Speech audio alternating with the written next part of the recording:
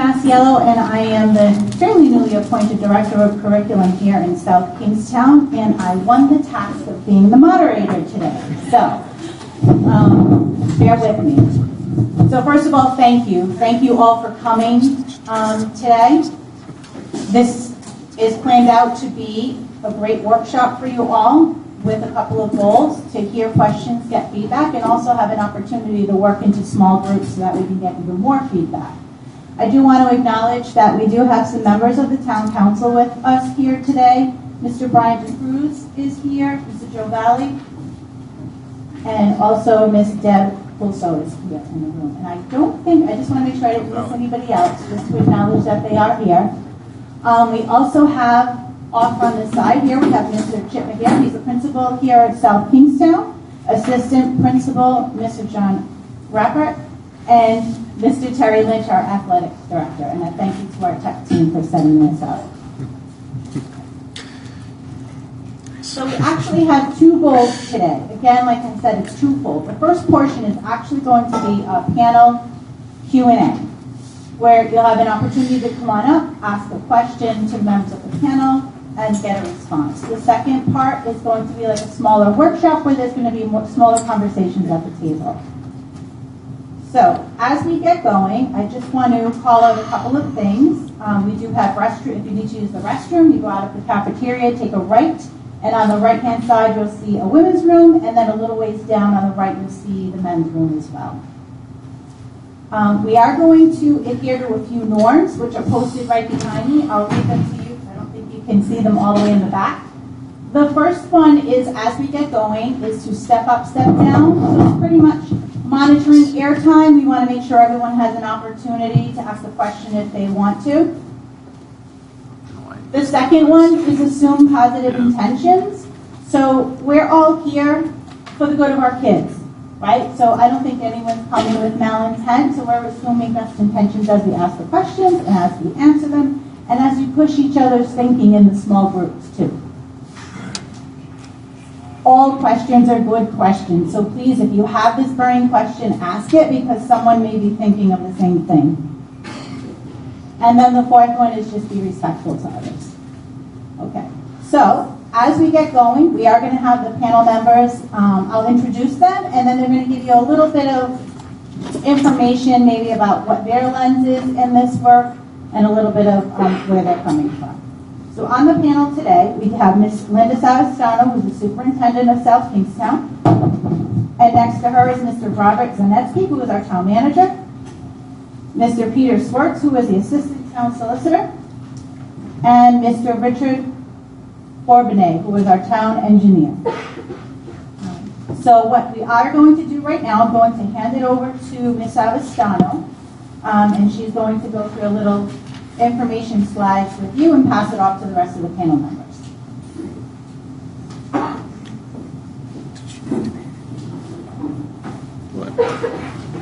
Good afternoon. Thank you for being here and taking your precious time on the weekend to join us.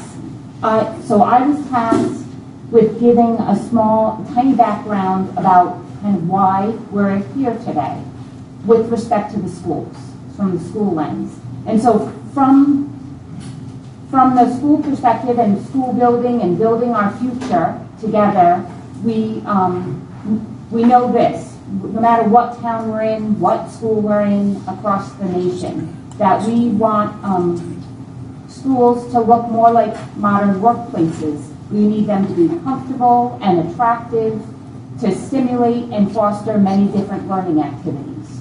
So simply, and this is just a simple picture of a cafeteria that can be multi-purpose. But when our schools, it's hard because I'm not controlling my screen. I'm sorry, can you click again? So when schools were developed, the schools that we're most used to, especially in Rhode Island, they were developed around a time that when it was a different place. It was a different place in time, when industry was booming in the 20th century, when it was more of a factory model. And schools were built and organized around that factory model, where students were compartmentalized into similarly sized classrooms. When the bell rings, they move from subject to subject, teacher to teacher, a bit more rote. So this, and what I'm doing is kind of pulling out from an architect company that I've worked with before. And this is one of their architects and principals who had written a blog around 10 ways to reinvent your schools for the 21st century. So ultimately, we know we want to ask ourselves, do our current classrooms support the flexible, collaborative, inspiring spaces that we need to support in a world that looks different from what I just described?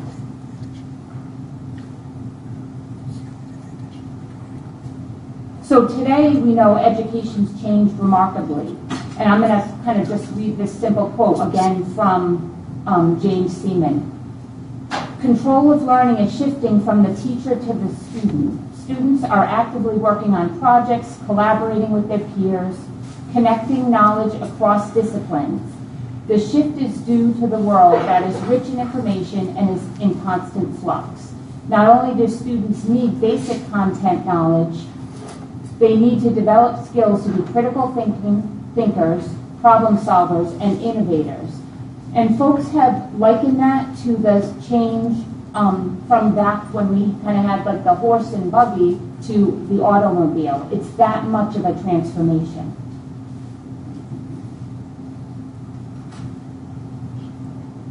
So again, from the same firm, they've identified 10 areas. I'm going to kind of quickly go through just so you have the lens, and then we'll move on. 10 areas when you're considering 21st century.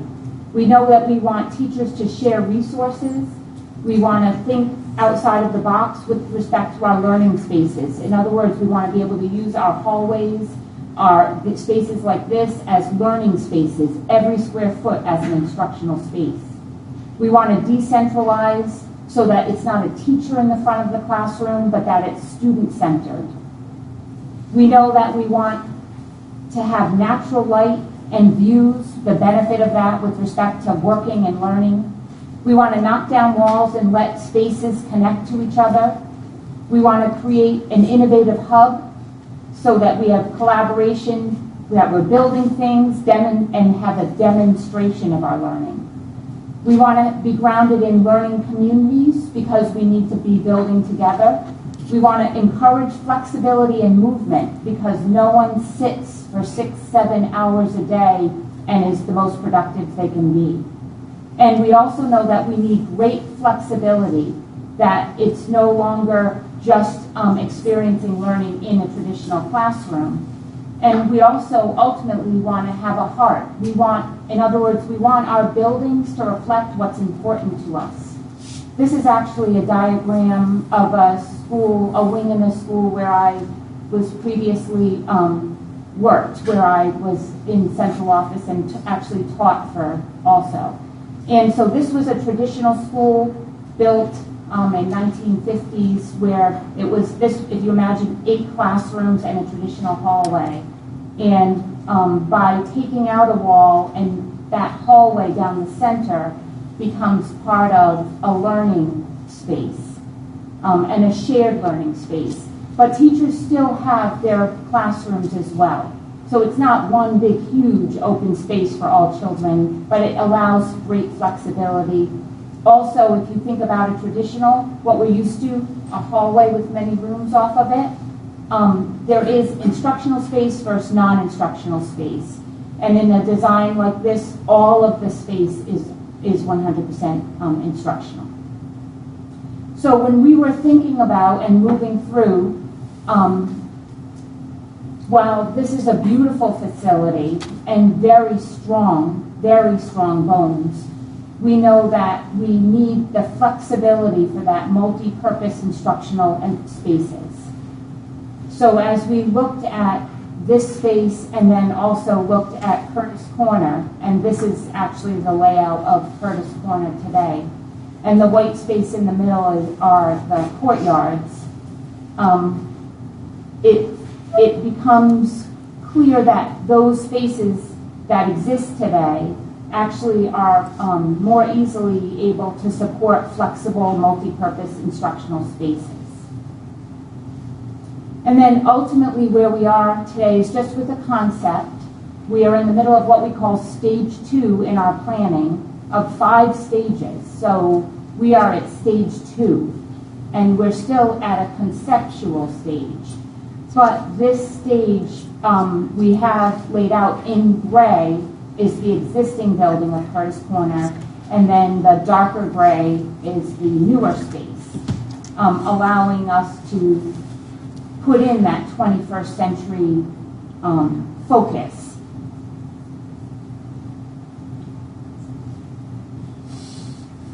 So in this presentation, and I kind of have a longer version that we'll make public for folks who want to kind of dig in, and there are some links. The school that I have the 3D model shared, there's a 7-minute video of that if you want to see kind of from the beginning through the conversation with parents or children. And the reason that I lean on that is because it is a reno, and what we're talking about today is renovation, a good chunk of renovation with some add-on. So ultimately, that's why we are now looking at what, as a community, we can then do with this space differently. Thank you.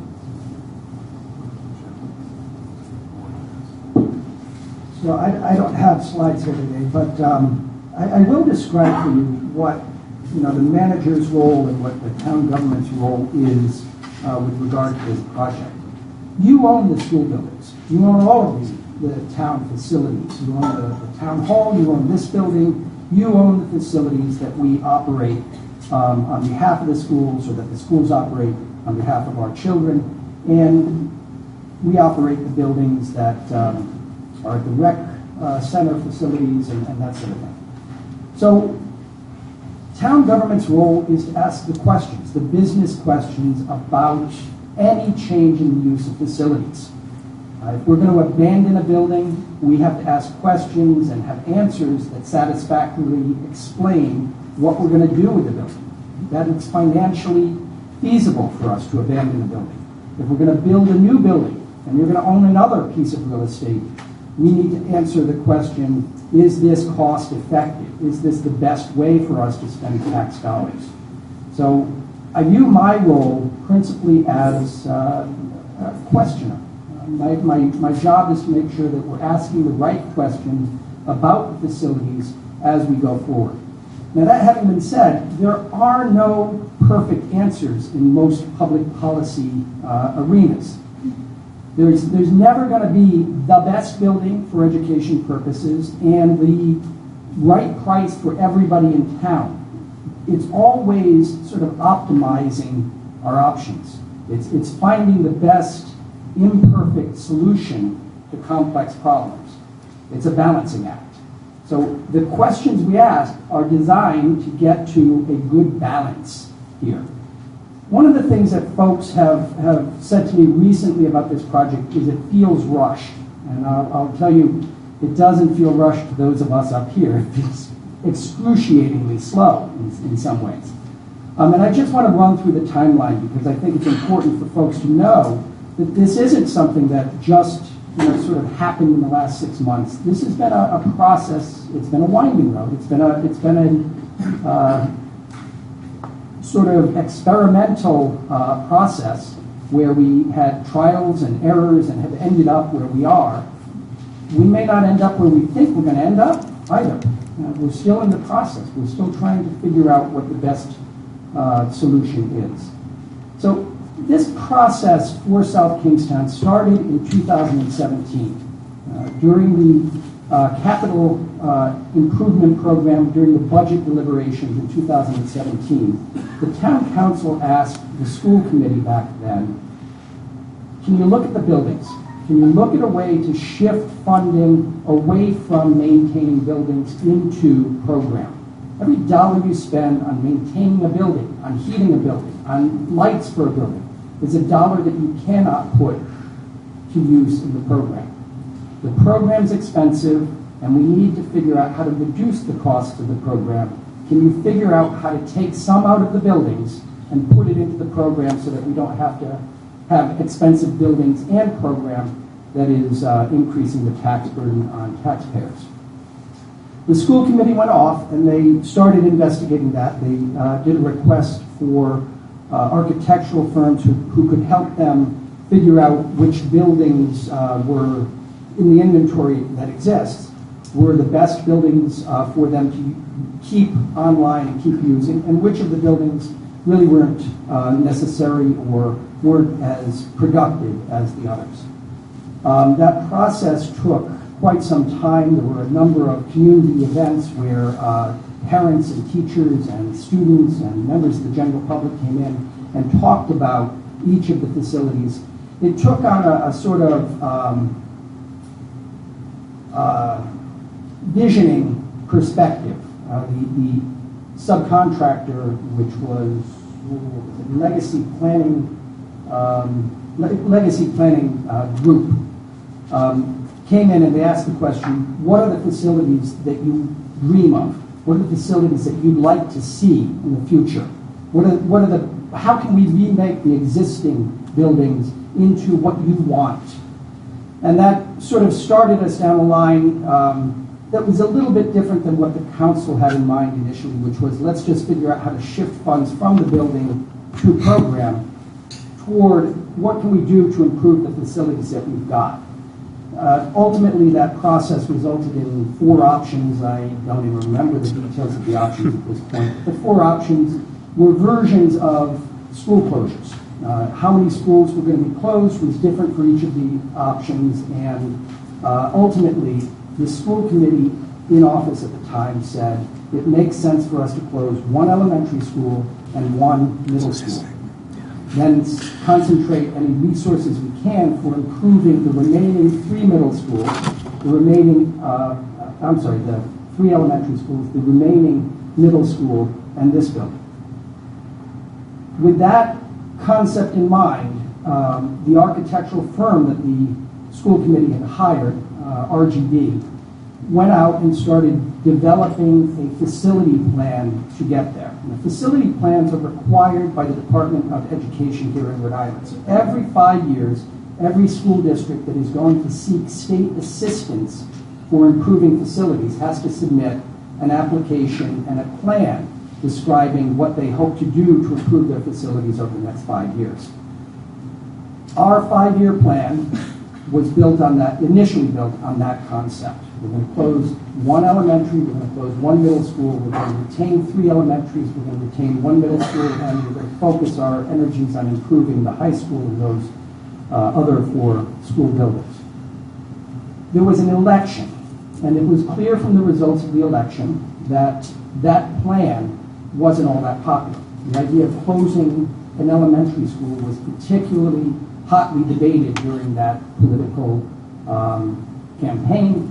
And the new school committee came in and said, we think we've got a mandate not to close that school, and the plan was changed. The plan became, we're going to keep all 4 elementary schools open, and we're going to close the middle school, Curtis Quarter Middle School, and retain Broad Rock Middle School and the high school. The details of that are beyond me, very complicated moving of students and that kind of thing, but those were the buildings that were going to be retained.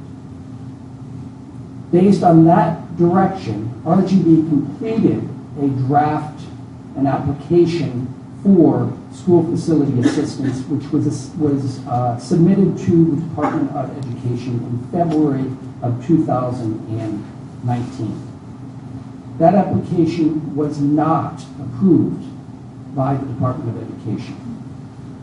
It's complicated, it's difficult to know. It's not so much complicated, it's difficult to know why the state didn't approve that application.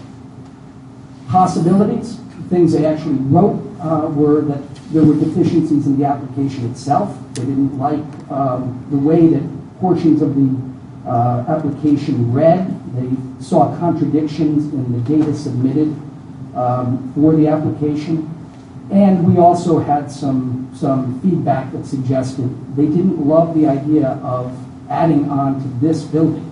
This high school is bigger, square footage-wise, for the student body that we've got than the standards, and I'll come back to standards in a second, and the standards suggest it should be. This is a big old building, and we don't have as many students in it as we used to. So we were going to the state and saying, yes, it's bigger than it needs to be for the student population we've got, but we want to expand it. Because while this building is big, there's an awful lot of wasted space. There's an awful lot of space that does not meet the educational needs of the student body. So yes, it's big, but it needs to be bigger if we're going to provide the educational environment that the kids need.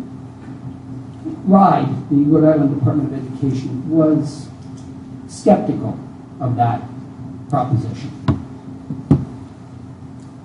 As the application came back, was kicked back, they said, we'll give you some assistance money to get a handle on your application. Go fix it. We want to see a successful application. Go fix the application and submit again in September of 2019.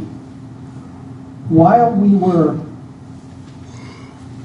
reviewing the comments that RIDE made, it occurred to us that they really were sort of focused on the problem at the high school. It's a big old building. There's very little land that we can expand on. There's not on-site parking. We've got kids parking several blocks away and walking to the facility. It's such a sturdy building that you can't just knock down walls and create the sort of common space, those open spaces that Linda was talking about, very easily. So you really are stuck with a big old monster that you have to add more additions onto in order to deal with the facility. The school building committee said, okay, let's take a step back and see if we could just do a new school building. Can we build a high school, brand new high school at Curtis Corner? We asked, the school building committee asked the school committee, do you want us to investigate this? And it was a close call. The school committee voted 4-3 in favor of going out and doing a quick investigation. Remember, we were trying to get an application in September of 2019. It's now March, April, moving into May. We don't have a lot of time if we're going to make this do this investigation and make a change in the course. We did a fairly quick evaluation of whether or not a new high school could be built at Curtis Corner. The idea there was to demolish the building at Curtis Corner and build a brand new structure. The back of the envelope estimates that we got from construction firms and the architectural firm were $120 million for that structure. It would have blown our budget. It was well beyond what we could afford. So we recommended to the school committee that we move back to the original plan, refurbish this building. Yes, it's not ideal, but refurbish this building and move on. In the meantime, Linda is appointed as the school superintendent and with a fresh set of eyes looked at that problem. And she said, what if we don't build a new building? Curtis Corner Middle School may not be in great shape, but it is a serviceable building. Kids are learning in that building today. What if instead of tearing it down and building a brand new building, we simply use that as the core of the project and build an addition there? Move the high school to Curtis Corner as an addition and renovate the existing middle school for high school use. This idea has a lot of advantages to it. It's taking advantage of the fact that we have serviceable, again, not perfect, but serviceable space. We're doing an addition, which is going to be cheaper than trying to do a demolition and complete reconstruction or new construction of a building. And it's adjacent to most, not all, we've got fields throughout town, but most of the town fields. So there's a lot of advantages to that idea. The school committee asked the school building committee to investigate that idea. An initial approach was to sort of guess, okay, what would it cost for us to do this? And we recognize that's not going to get us to a successful project. We are going to blow the budget if we ask the question, what do you do to build that sort of ideal building that Robert Hendrick and the folks from Legacy Planning had us all dreaming about. The question became, if we're going to spend $62 million to do repairs in this building on Columbia Street, would the $62 million be better spent? Would we get a better educational product, a better outcome if we spent $62 million at Curtis Corner? That became the bounding concept for the study that the School Building Committee and RGB investigated. They believe, RGB has done an initial cost estimate, they believe that they can build an addition to the building at Curtis Corner that is roughly the same size as the existing structure, and do a fairly light but significant renovation of the building that currently serves as the middle school. That investigation is ongoing.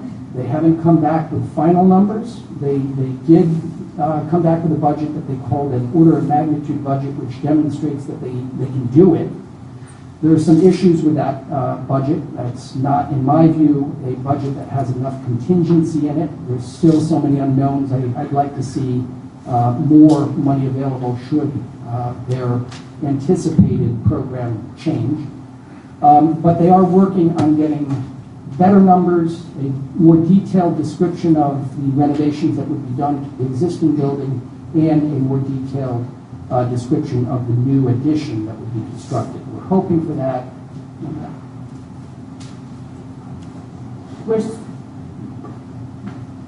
We're actually taking a look now to take Broad Rock and scale back the middle school to see then if we can, because the bottom line is with the plan we would be adding 200 more students to Broad Rock, and part of this larger picture was having the one middle school and having 3 grade levels at Broad Rock where there are 2 now. And so part of the overall plan that was already underway was $17 million going into Broad Rock, and it felt like we could scale that back. So that's kind of where we are right now. So I think RGB is at the point where we should start to see materials that describe the renovation at the high school, documents that describe the renovations that would be done at the middle school at Curtis Corner and the addition, as well as a modified plan for Broad Rock within the next 3 or 4 weeks. So we're getting close to having some more detailed documents out of RGB. I will note that Linda's point is an important one.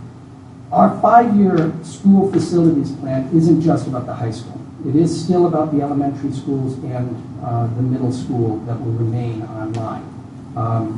The $17 million project that's been part of the application since February of 2018 was to build 2 wings onto Broad Rock. RGB recognizes, because I keep telling them, 8% contingency on a project this early is not enough for the high school. We need to get more money into a contingency account so that if things pop up, we can deal with them without running into trouble. They're looking to figure out how to do 1 addition at Broad Rock instead of 2 in order to save money there so that we can keep the total project cost at the $85 million that we've estimated is fiscally viable for the community, and keep the high school project going if things go awry. What else we got? Not yet. Well, we've got plenty of time for a question and answer, so I'll just tell you this. This is a big project. People have rightfully described this as the biggest project the town has ever undertaken. It is. Folks have sometimes compared the Broad Rock school construction to this. The Broad Rock Middle School was a $10 million project in 2000. This is an $85 million 6-building project. This is a complex, difficult undertaking. This is not going to be an easy thing for the community to do. The question often comes up, can we afford it? And the answer is sort of like everything else. It's complicated. Certainly the town can borrow $85 million, and with a 50% contribution from the state of Rhode Island in terms of reimbursement for principal and interest payments on loans, yes, the town can afford it. The question then becomes, what is the burden on individual taxpayers? Are we asking too much of any individual household with this project? And that's a very difficult question to answer. It's something every taxpayer has got to answer for themselves. We know that the debt service cost on an $85 million project is going to be about $200 to $250 per year per household for the average $350,000 valuation for a home in South Kingstown. $250 a year. Again, is that affordable? It depends on everybody's circumstances.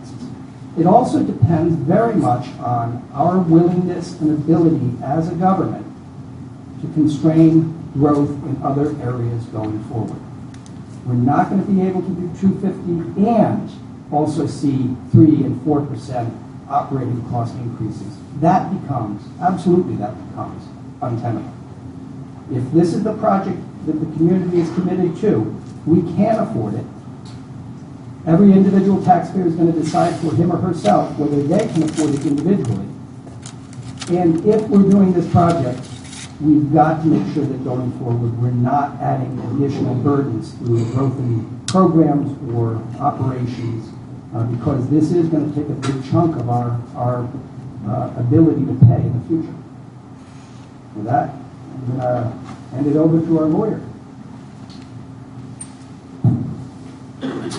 So the reason that Rob asked me to come and speak a little bit is that if this plan goes forward and there's the addition added to Curtis Corner Middle School and the high school use is moved there, what would happen to this property? And in considering that, there's two main considerations. The first, up on the power line over there, is there are certain use restrictions that have been placed on the property in the land evidence record when the town acquired the property. The first is dating back to 1880. The town received a portion of the real property, and on the next slide we'll see where it is, but we'll wait for that. Received a portion of that property in a will, and as part of that, the grantor wanted the use of the property to be restricted to the use of the school. The second use restriction on another area of the property was received in another will in 1946, and that specifically limited the use of the land bequeathed to that of the high school use. So these two deed restrictions, they're old, and there's a statute in the general laws that's cited at the bottom of the slide. There's also copies that have been left with Kayla if anybody wants it. But essentially, any deed restriction that's recorded by a private person or entity that is in existence before 1953 was extinguished as of 1981. And the point of that statute was the General Assembly didn't want old restrictions recorded in the land evidence record to prevent future use of land. Anything recorded after 1953, the restriction has a 30-year maximum lifespan. So the bottom line is that for the hazard restriction and the mallory deed restriction, because of that statute and the age of those restrictions, they wouldn't be enforced. The last restriction that you can see all the way to the right of the screen is specifically for the fields that are part of the high school, and there's a federal fund, federal grant, Land and Water Conservation Fund grant, that if a town or municipality accepts those funds to improve certain land, as part of that, they need to agree that that land will be restricted to open space, open recreational use. And that deed restriction would be in place. But if this, if this property was to be sold or used in some other manner, there are other ways that you can satisfy that restriction: park space, playground space, but that specific area of land will have to be used as open recreation. So if you move to the next slide, you'll see the area in green. That will show you where the Land and Water Conservation Fund restriction is placed. On the top of this, in gray, to the top is the Maori deed restriction, and underneath that is the hazard deed restriction. But because of the age of those restrictions, the town would be able to sell or transfer that land and make a new use of that portion of the land.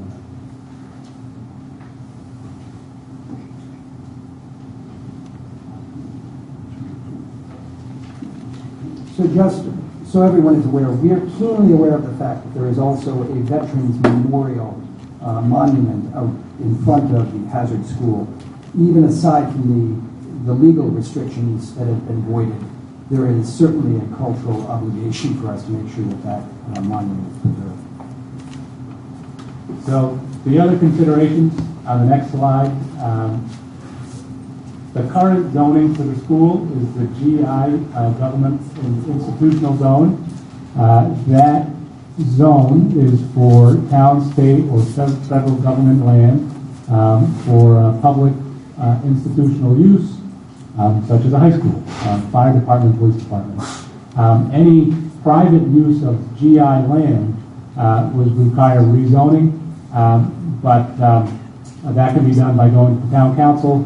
There would be a publicly noticed ordinance amendment, and then the town council could then amend the zoning ordinance consistent with the town's comprehensive plan.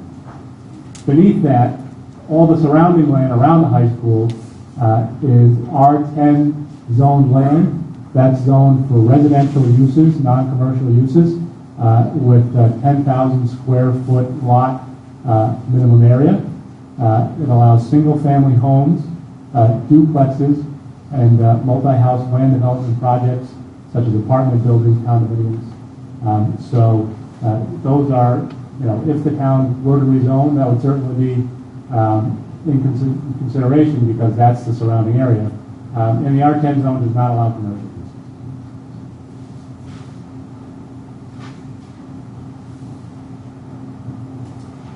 Hello, my name is Richard Bourbonnais. I'm the town engineer. I was asked to be here today to talk specifics about some of the attributes at this site, things such as sewer, water, stormwater, some of the other environmental concerns, and also maybe discuss even the Curtis Corner site, some of the same types of concerns. This site is an old site, obviously. It's got, because of additions over the years, it's got many different sewer connections. I believe at least 3 or 4, maybe 5. There's one going out the back. There's also a number going to Columbia Street. There are a number of conveyance systems on the site for drainage, again going out towards Brown and then also going out to Columbia Street. There are stormwater structures for water quality on this site that were recently developed, sand filters, and in fact, drainage I think is one of the bigger components here. There's many different pipes on this site, many different catch basins. And I think we could even go to the next slide. The Curtis Corner site has some of the similar characteristics. There's sewer at the street. There's water available at the street. Both Curtis Corner and this site are Suez water. And at Curtis Corner also there are some stormwater drainage type structures that have to be addressed. There are other environmental concerns, and I'm available to answer any of those questions.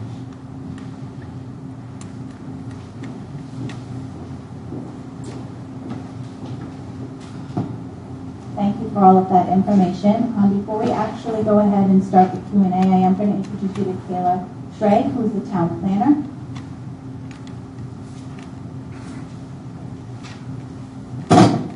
This was set up for somebody far taller than me. How's everybody doing? So I wanted to just let you guys know, so we had, true to form, I think tried to fit a little more in today than realistically fits. I have a feeling there are a lot of questions in the room. Can I see a nod of heads? Or there are a lot of discussions we all want to have with the panelists? So I'm thinking we had planned to, at 2 o'clock, to start doing some small group activities about what people want to see happen with this property if it is no longer a high school in the future. I think it might be a better use. I'm looking at the audience and I'm going to kind of ask you guys for a show of hands. If people would rather use this time to just have a panel discussion until 3 o'clock and we find another opportunity to do that small group work at another time. I just want everyone to walk away from this with as much information as they have and feeling like they got everything out that they wanted to. Can I see sort of a show of hands if that's something people support us doing here? Okay, so those people who are here and strongly attached to doing some small group discussions about what happens with this property, stay tuned, contact my office. We will find a time for it. I just want to make sure we don't try and do two things halfway today, instead spend our time on doing one thing real well. Thanks.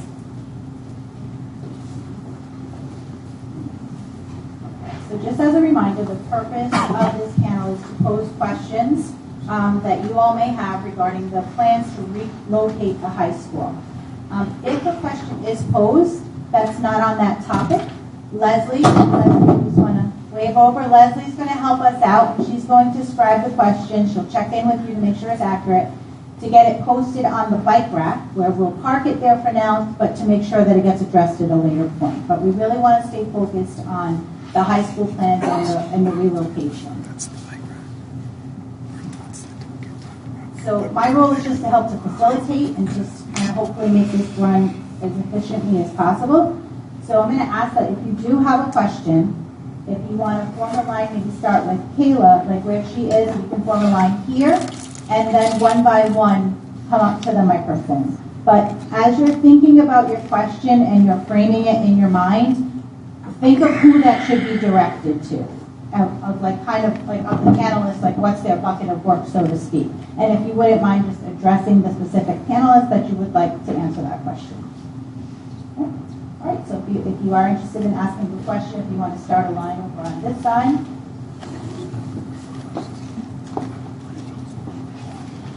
All right. And this is probably a good time to check our cell phones, just make sure the sound's off. Oh, we're transitioning. And if you could just state your name before you ask your question.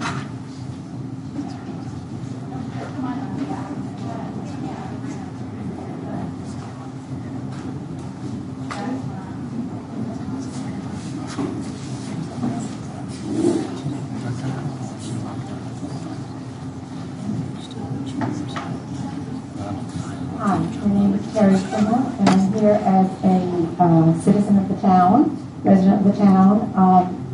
2 children have graduated from this high school, but I'm also a neighbor of the proposed high school.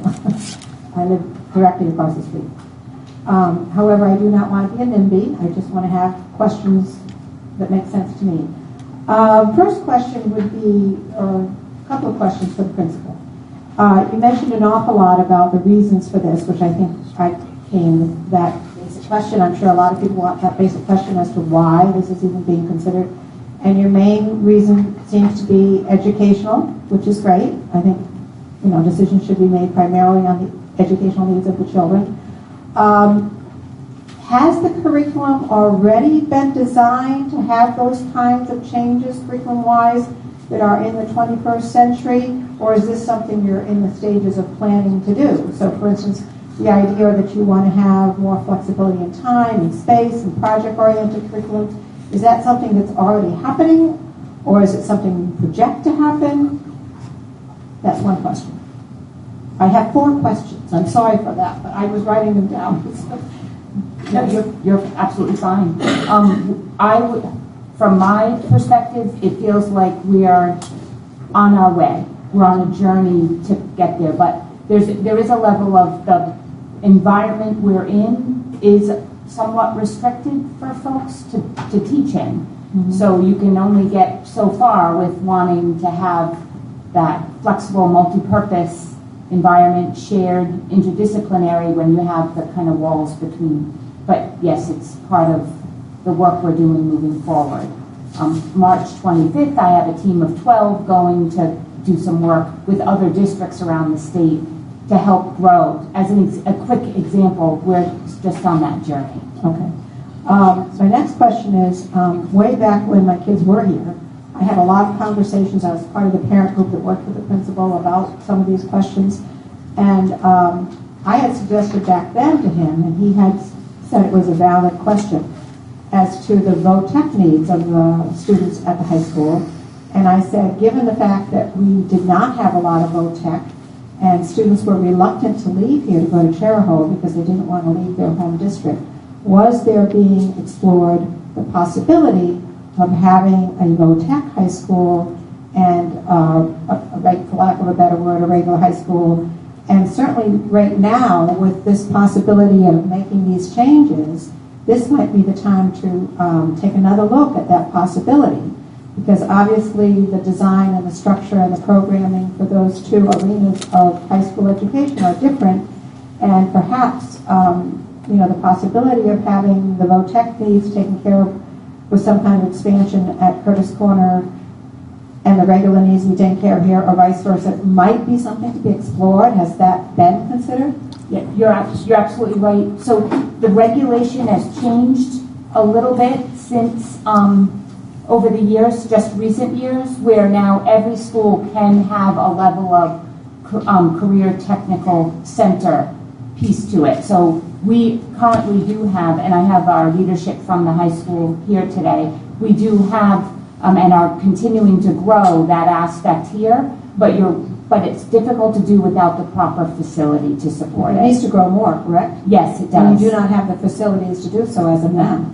And the other piece that we are working on supporting is, so as we look at Broad Rock as the middle school, that we would have the feeder to that programming, so that you would not only have it when you reach the high school level, but you would be feeding really all the way up through, because that is the way the world works today, that career tech. The pendulum, had swung away from it, and now it is really critically important for any school district, K to 12, to be focused on. Okay. So I'm putting in that request that be considered in the option, perhaps having the two high schools. I remember talking about it with Eric Wertheimer back in the day when he was here. My other question is, as someone who lives across the street, if you're not aware of it, there is a huge traffic problem already there. You take your life in your hands coming out of my side road because there's so much traffic, and they go by so fast, and there's a blind corner. Okay, and then you're going to basically, if you're making a high school there, you know it's going to be so much more. There's a bike path there, constantly being used. So there's a number of traffic, safety, parking issues that I think everybody here, the panel, especially the town engineer everybody here needs to consider. So I'm just throwing that in the mix. I'm concerned about that. It is part of our process to have the traffic study, and we have done a small preliminary one, but it is any of this work needs to encompass that. And we're aware of the traffic issues out there. In fact, to give you an example of how aware we are, there was a recent retail business proposed even on 108. We asked that they study that light. This light was found to be very close to being deficient. So anything that happens in that area is going to have to include a real comprehensive traffic study and improvements, if necessary, to the light. And also, I worry myself a little bit about there is the no south. light. You mean the light? I'm talking about the light at 108. Police department. I'm Right, talking about. right. I actually live on Asa Pond Road, so that comes out. There's a blind corner. Right. Everybody who comes out, and the people park there too to pick up their kids. So Right. that's an issue. Well, what I'm pointing out is the traffic in the area is generally a problem. And, Right. and I believe that the light is at one end, and I believe that South Road intersection at the other end is a concern as well because of the skewed angle of the intersection. So we're aware of those things, and any traffic study is going to take into account. As part of this proposal, we've also talked about another route that goes over to South Road from the back area of this property in order to alleviate some of the pressure onto Curtis Corner Road. That would be studied extensively. And the bike path? The bike, the bike path is there, it's functioning. If it requires additional lighting or something to that effect, sort of something what they did down in Kingston or something like that, we don't know those things yet. But a proper traffic study. We've asked for, we talked about traffic study, parking study, and there were other aspects as well. We're trying to do comprehensive thought. So I will say this about the traffic stuff. Some of what we need to know has already been investigated. There's been a traffic engineer hired to go out and look at the current intersection behavior, the behavior on Curtis Corner and the behavior on South Road. That's all been, there have been counters out there that figured out what the car counts are on a daily basis. They know roughly what a high school is going to load onto the links there, the routes there. That report has not yet been made available. They've done the study, they're writing up the report. We don't know what the conclusion is. We do know from the engineer's preliminary description of what he found that a road off of South Road into the back of the high school is going to be necessary. That actually, the design that the architect is now working on, that would become the main entrance. The front entrance would be off South Road, not off Front Curtis entrance Corner. would be off of South Road. The main entrance would be off South Road, not off Curtis Corner. That would have to impact the bike path, wouldn't it? I mean, So again, the bike path is there. You can't have a situation where you've got a major conflict, but we're not probably looking at a conflict that's going to require a tunnel or anything like that. Again, the study's been done. We're waiting on the report. all right, thank you. And I don't want to take up too much time, so I'll drop the last question.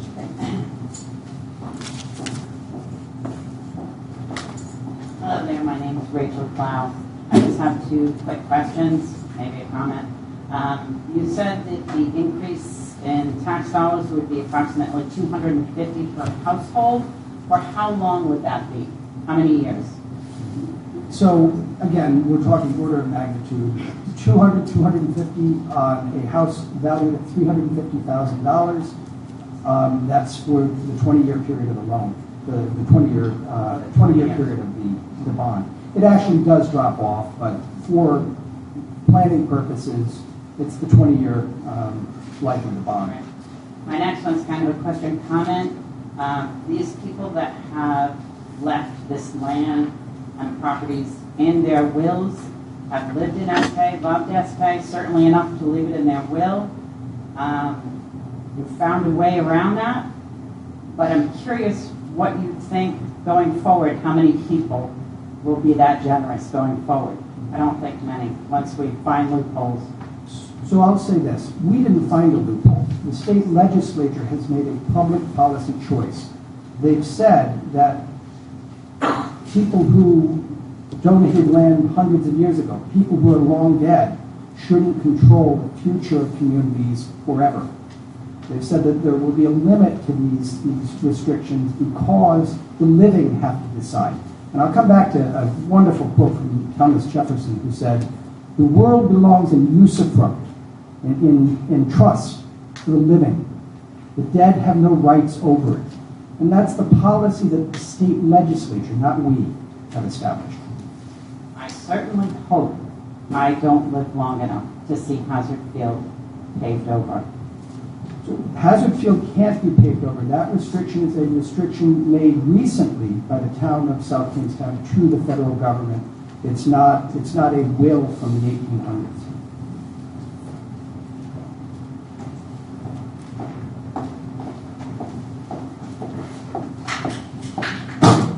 Good afternoon, everyone. My name is Henry Fair. I actually, just think of my, can you hear me now?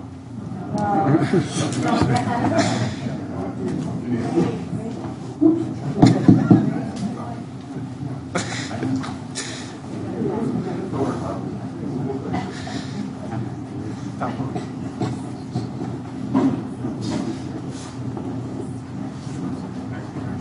everyone hear me now? No.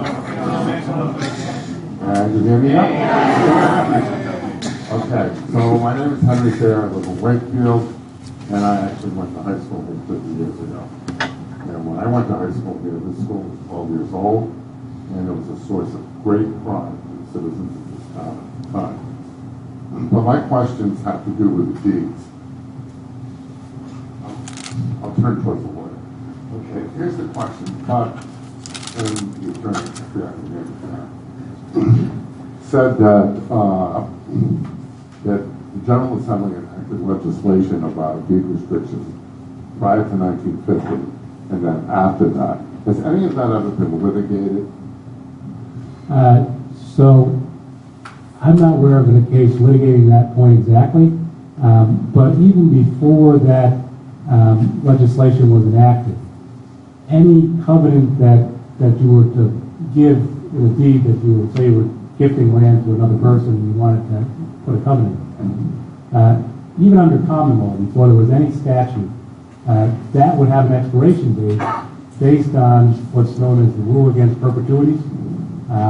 That's a more complicated rule. I think what the General Assembly did was they said, you know, we want a straightforward way to calculate this. So if before 1950, it extinguished as of 1981 because that's when they passed the statute. And if you're after 1953, there's just a flat 30-year expiration date. So I think they were on solid ground when they passed that, just because they weren't treading new ground. They were just clarifying what is already the law back, to the Middle Ages. Yeah, the only reason why I bring that up is I do know of a case in Newport about Helen Buchanan who tried to break one of these deeds, and Judge Silverstein ruled in that particular case. This is in the 2000s. Are you familiar with that case? What was the name of the case? It was Helen Buchanan versus the city of Newport.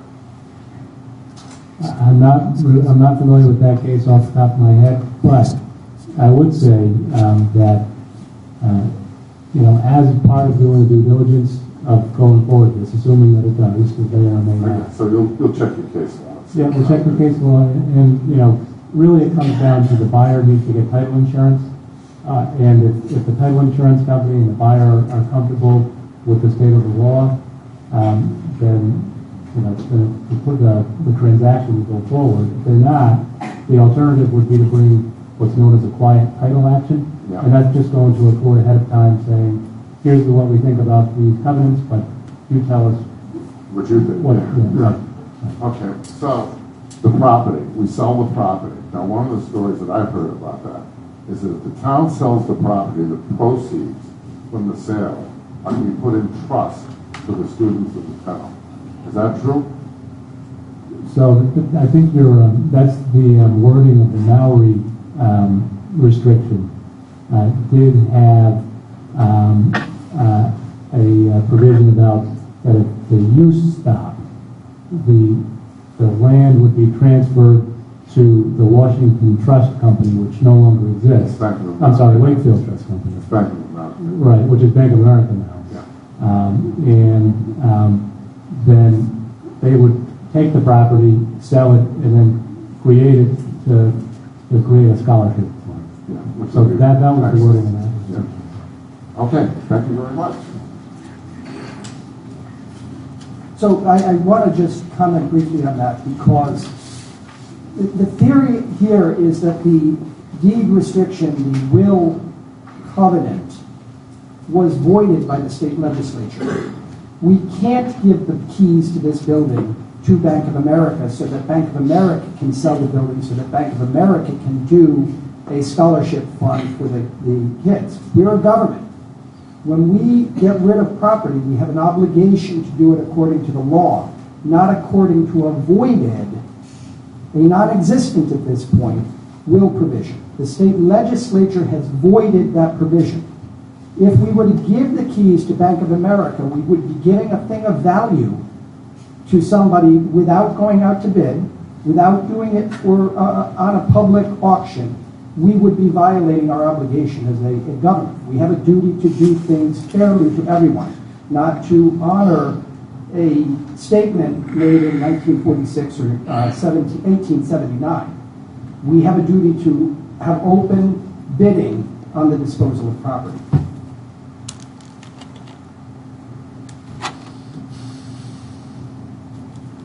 My name is Gary Chapman. Can you hear me? Gary Chapman, and I live on South Road. And I have a few questions. First, I know we're talking about the high school, but I'm concerned about all the school buildings, and I'm not an expert on the Jacobs report. I think, Rob, you probably are pretty good with that. I believe the report stated deficiencies in several of our school buildings, elementary schools, and all our buildings. The high school, this situation with the high school is going to use a vast majority of the bond money. What are we doing to address the deficiencies in every other school building? Are we doing anything? Do we still have serious deficiencies in them that are not going to be addressed? So the plan has been to address all of the life safety issues in all of our buildings with this bond money. We're not going to leave life safety issues in any building. But as far as the Jacobs report had 5 categories of deficiencies. 1, 2, 3, 4, and 5. The 1s and the 2s were the ones that affected the health and safety of the occupants in the buildings. The 1s and 2s all are addressed in all of our buildings under any plan that we submit to the Rhode Island Department of Education. The 3s, the 4s, and the 5s aren't necessarily going to be touched. They're often aesthetic. They're things like rusty railings and things like that that don't look nice but aren't necessarily something that has to be replaced. They may get a coat of paint in some cases, but they're not necessarily going to be removed and replaced with new aluminum, for example, on those railings. So it's the intention of the school building committee, the school committee, and the town council to make sure that we address the life, safety, and health issues on all of our schools. There's going to be a lighter touch on the elementary schools than I think everybody would like, but no life safety issues, no health issues will remain after the bond repairs have been made. The other question I had was the Jacobs report. When the plans that were going forward, wasn't Curtis Corner going to be the school that was going to be shut down because it was the least up to code, I guess you could say? Yeah, so the Jacobs report builds on what's known as the Facilities Condition Index. It looks at the useful life left in a building. The Facilities Condition Index for this building was actually the best. We had the best score for the high school. And the Curtis Corner was one of the, I think it was the second least good. It's not in particularly good shape. That only tells us part of what we need to know, though, to decide whether or not it's better to invest money here or at Curtis Corner. The nature of the construction, the nature of the materials, the nature of the repair that has to be made. So a bad HVAC system here, for example, may be way more expensive to fix than a bad HVAC system on a building from the 1960s or 70s, especially since there's additions on both of these buildings. So the question that we've been asking is, what does $62 million get us here, and what does it get us there? And that question has been answered with a big tip of the hat toward educational value as opposed to FCI index drivers. We're going to get to improvements on all of the life safety issues on all of our buildings. However, if we go to the middle school, if we go to Curtis Corner, the addition will be new, and Curtis Corner Middle School will be renovated, perhaps lightly in some places, perhaps more dramatically in other places. It is easier to take down walls at the Curtis Corner Middle School and create these big open spaces that is the educational objective here than it would be to do it here. So the facilities condition index is important. It tells us that HVAC needs to be repaired, that lights are bad, that the handles on doors need to be replaced. But it's not, it's not going to be the be-all and end-all. If we can make sure that the life safety issues are addressed, and we've got door handles on some of the doors in some of the buildings that aren't replaced, it's not going to change the educational outcomes, and it's not going to really change the use of the building. I'm not trying to dance around your question, Barry. It's just a hard. It's like everything else with this project. There isn't a perfect solution. There's just an optimization of our choices. I think my concern is with Curtis Corner is that I'm sure the addition will be wonderful because it'll be brand new. But the existing building was rated the worst, or one of the worst in our system. Yeah. So if we're only going to lightly touch that, what's going to happen? Yeah. So just the numbers from the Jacob report, that FCI number, just to kind of put it in perspective, Curtis Corner's 47, West Kingston's 46, Matunuck's 47. So those three schools are all at the same place. So for those that maybe don't know Curtis Corner but go to Matunuck regularly, so they looked at those and ranked them the same. The other kind of interesting piece, which was what made me take another step forward, is that Broad Rock, which I think is a beautiful building, new, one of the newer schools I've ever been in, really, in Rhode Island, is ranked worse than this building. What is this building like? This is ranked at 29. And Broad Rock is ranked at 32. So the lower the number, the better. Yeah, you can think of it. I'm sorry. You can think of it in the inverse. It's 79% operational, 79% serviceable in this case. So this building really was rated pretty good. It was. Yeah. Then the other question I had was, I was attending some of the building committee meetings, and when you were reviewing the Curtis Corner site for possible high school, and when it was rejected, one of the things that came up was that you had a serious problem with ledge, and you had some problem, I remember, with the sewer connection. Both of those were going to be very costly situations. Have they gone away? Yes, because of the location of the building that's being contemplated, but I'll let Rich. There are ledge issues there, and and I can explain the sewer separately, but what we found from some early on borings that much of the ledge exists towards the back of the site where the fields are, way up, and up towards the front. There's a lot of existing construction there, and there's no indication that there's terrible issues there. There'll have to be a whole lot of exploration as if this project moves forward. So those are things that normally it's a normal process, building a building like this. As far as the sewer issue goes, one of the bigger concerns is that the sewer line in Curtis Corner Road, it's 12-inch line, but there's a section that is very, very flat. It's towards the intersection with 108. There may have to be improvements with that line in order to make something work if the numbers show that there's going to be an appreciable difference in the volume of sewer going down that section. So there could be some issues there. But those are the types of issues that you would resolve with any construction project, if anything was done. Even when residential projects going down there, we're asking for capacity analysis. So we've been closely keeping track of changes to that sewer line. So. Yeah. I realize that. The only reason I bring it up is because it was brought up at the building committee meeting, not because it can't be resolved. It was because it was so costly to resolve. And so that was my question. We're hoping, and again, the investigation is being done now, but we're hoping that moving toward the existing Curtis Corner Middle School for new construction, we're going to avoid ledge. I also feel obliged to comment on this idea of good ledge and bad ledge.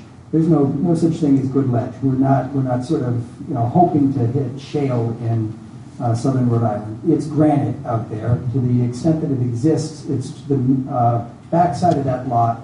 We may run into ledge trying to put that new road, the new driveway into the site.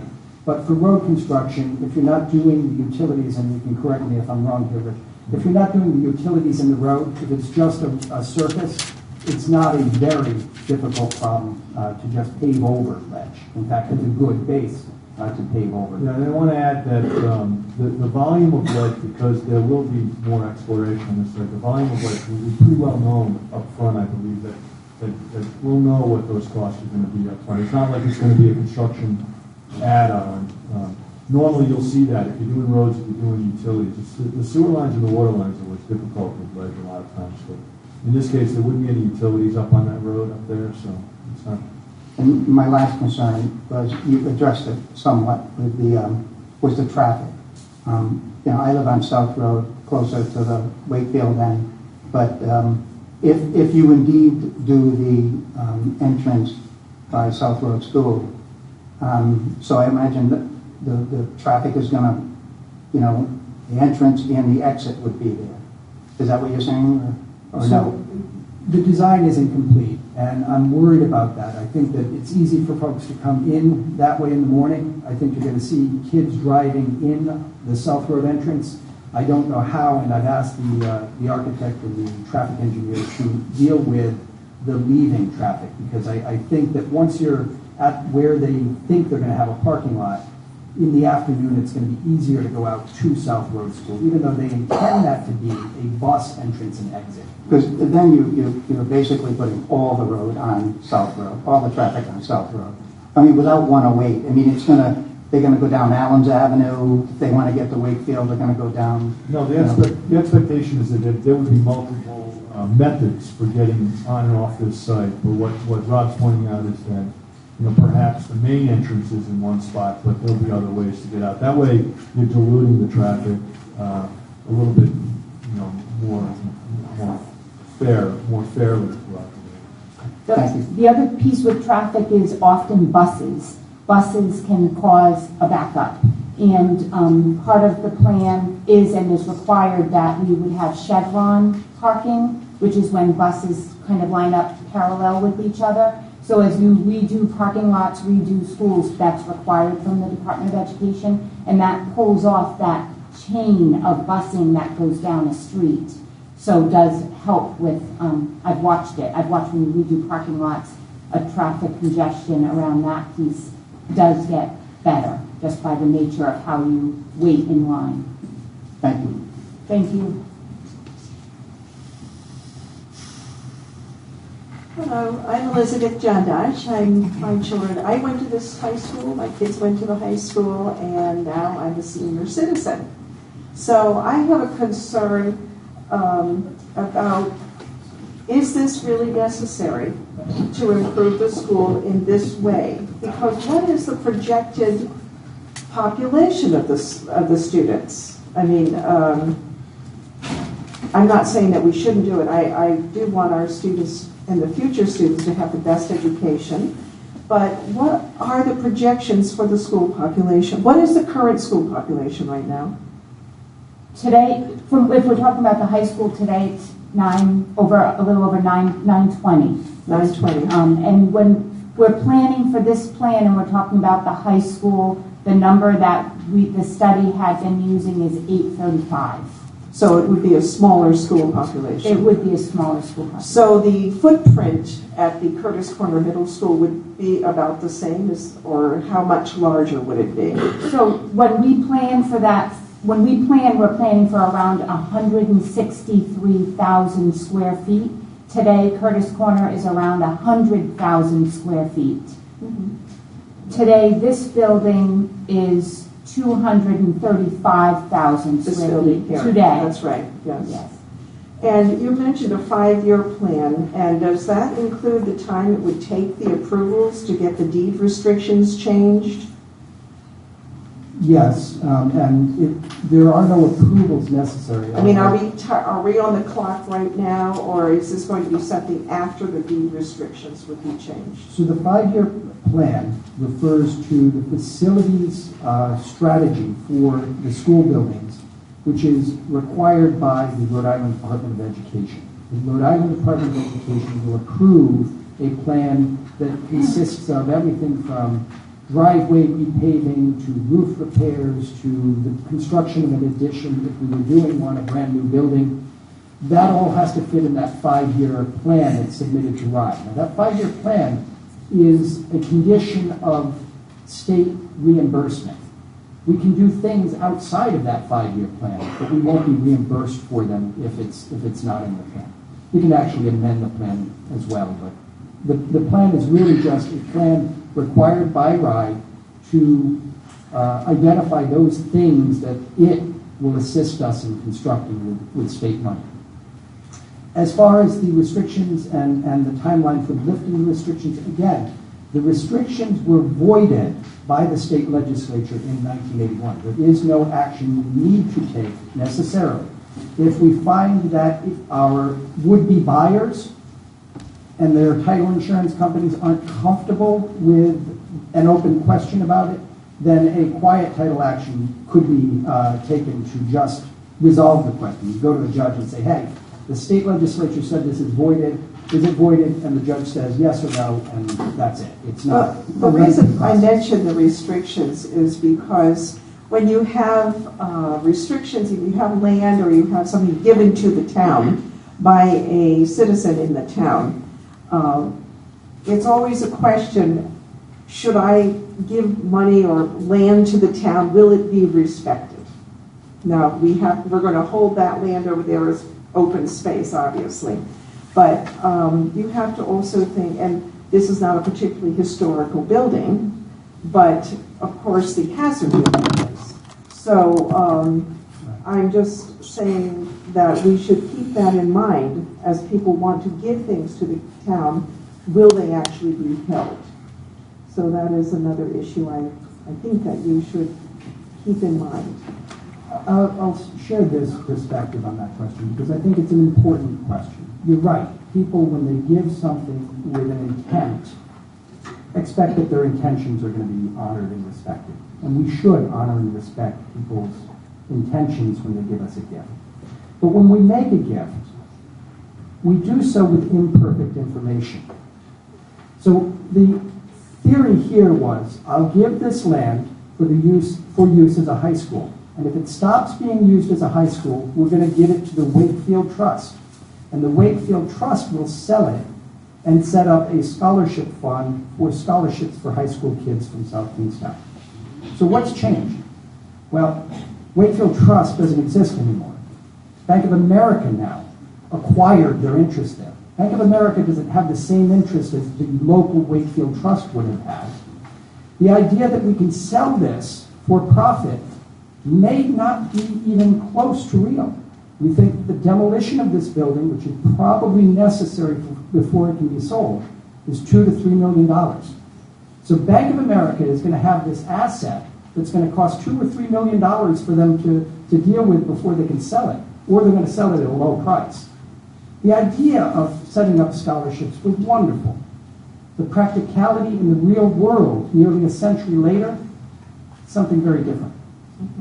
And the last thing I'd like to mention is, I know that you wanted to hear from the public what the public wants to do with this building. I think that's a little bit early right now to even think about that, just from the questions I've been hearing. So thank you.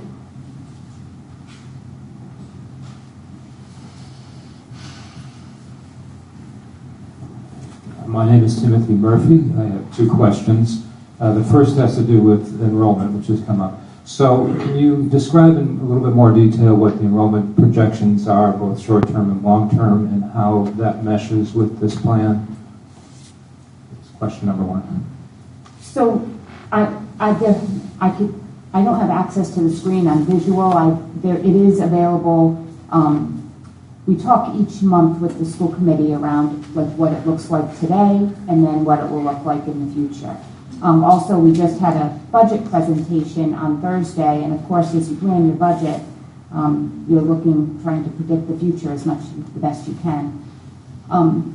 The plan overall for the district, and it's a plan that's existed before I came here, is ultimately to take the 5th grade that currently sits at Broad Rock. We kind of think about that, start in the middle if we can, and that 5th grade goes out to the elementary schools. And if we did that today, we would we wouldn't fit. We would just be at maximum capacity for, and so, but with that said, so that would make our elementary schools K through 5. We're also looking at putting all of our pre-K children at Wakefield. They don't today, they're at Peacedale and they're at West Kingston. So we'd like to consolidate that from a programming perspective and put all pre-K in one elementary school. We're still studying that, full disclosure. But we're hoping to do that sooner than later. So now now we have 5th grade back at elementaries. That would then utilize the space in the elementaries in a different manner than we are today. And then we would have our 7th and 8th grade that currently reside at Curtis Corner and put them at Broad Rock. And that's, if I can kind of give a ballpark for those 3 grades, it would be a little over 600 children there ultimately is what we're projecting out through this plan. And then ultimately a high school, as I shared, at 835 is what the studies are sharing for us. That's 835 in 5 years? Yes. Or now? So that's what the high school would be built for, to accommodate that number? Yes. And is that what you expect in 10 years? There's no way of knowing for sure, but... Yes. That's what, if we look, so we use different studies. I'm used to using NESDEC. That's what we have used different companies here, but all districts also use NESDEC to take a look at those long-term plans. And so looking at the 5-year, which is looking at birth rates, looking at what we see for enrollment trends, as much as you can get your arms around that. It does feel like that's possible, but I think we just have to keep a close eye on it, and that means monthly, not annually. That's looking at it every single month. Mm-hmm. My second question has to do with this building, and if it were to be sold, and if it actually generated money, would those proceeds mitigate at all the projected tax increase? Possibly. Again, we've not gone out with a request for proposals. We don't have offers. We don't know what the market is suggesting the value of the property might be, other than the fact that we've spoken to some developers and we've spoken to some engineering firms about what could be done. The site, when you take the fields out of the location, is about 8 acres. And the building occupies most of those 8 acres. The building and the parking lots are the entire, and the space between Hazard and the building, this building. So the idea of adaptive reuse of this building is interesting, but if we're not looking at an institutional use, if it's not a community college, if it's not another high school, it's a really tough building. The developers are saying, look, making condos out of this building is tough. There's no plumbing, there's no places to put the plumbing. Putting a toilet in every 15 feet in this building is going to be expensive. So it doesn't look like adaptive reuse, other than some sort of institutional use, is likely here. At that point, demolition becomes a necessity, and taking this building down, as I've said, is about $2 to $3 million based on quotes that we've received. Mm-hmm. So the value here is tricky. Mm-hmm. Thank you.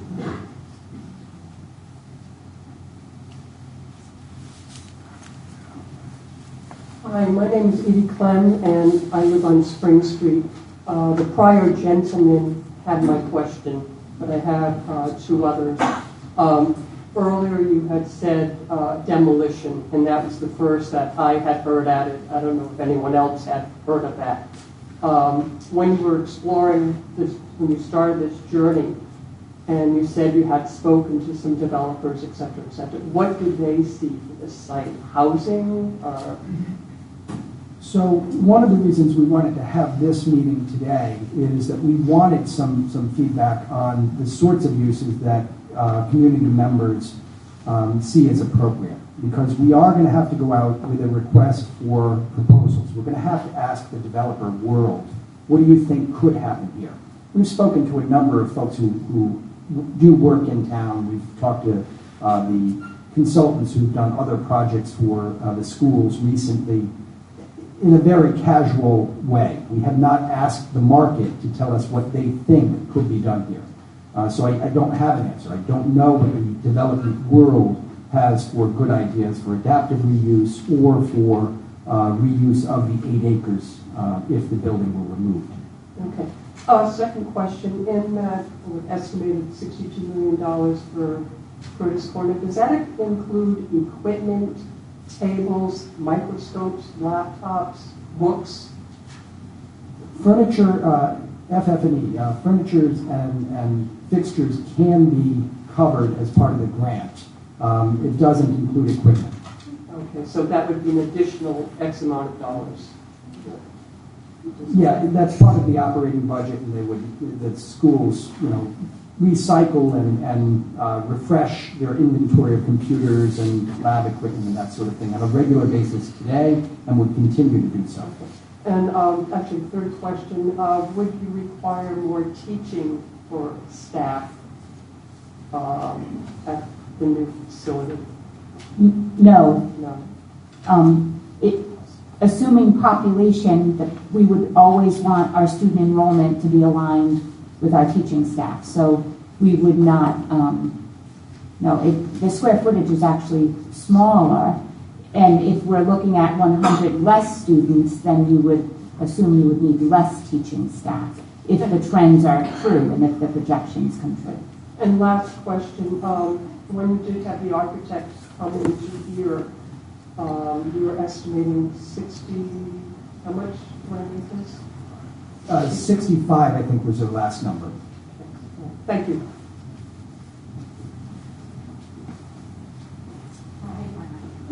My name's Amanda Bingham, and I live next door to you on Spring Street. And I guess I'd like to start by saying that I don't have a huge level of trust right now.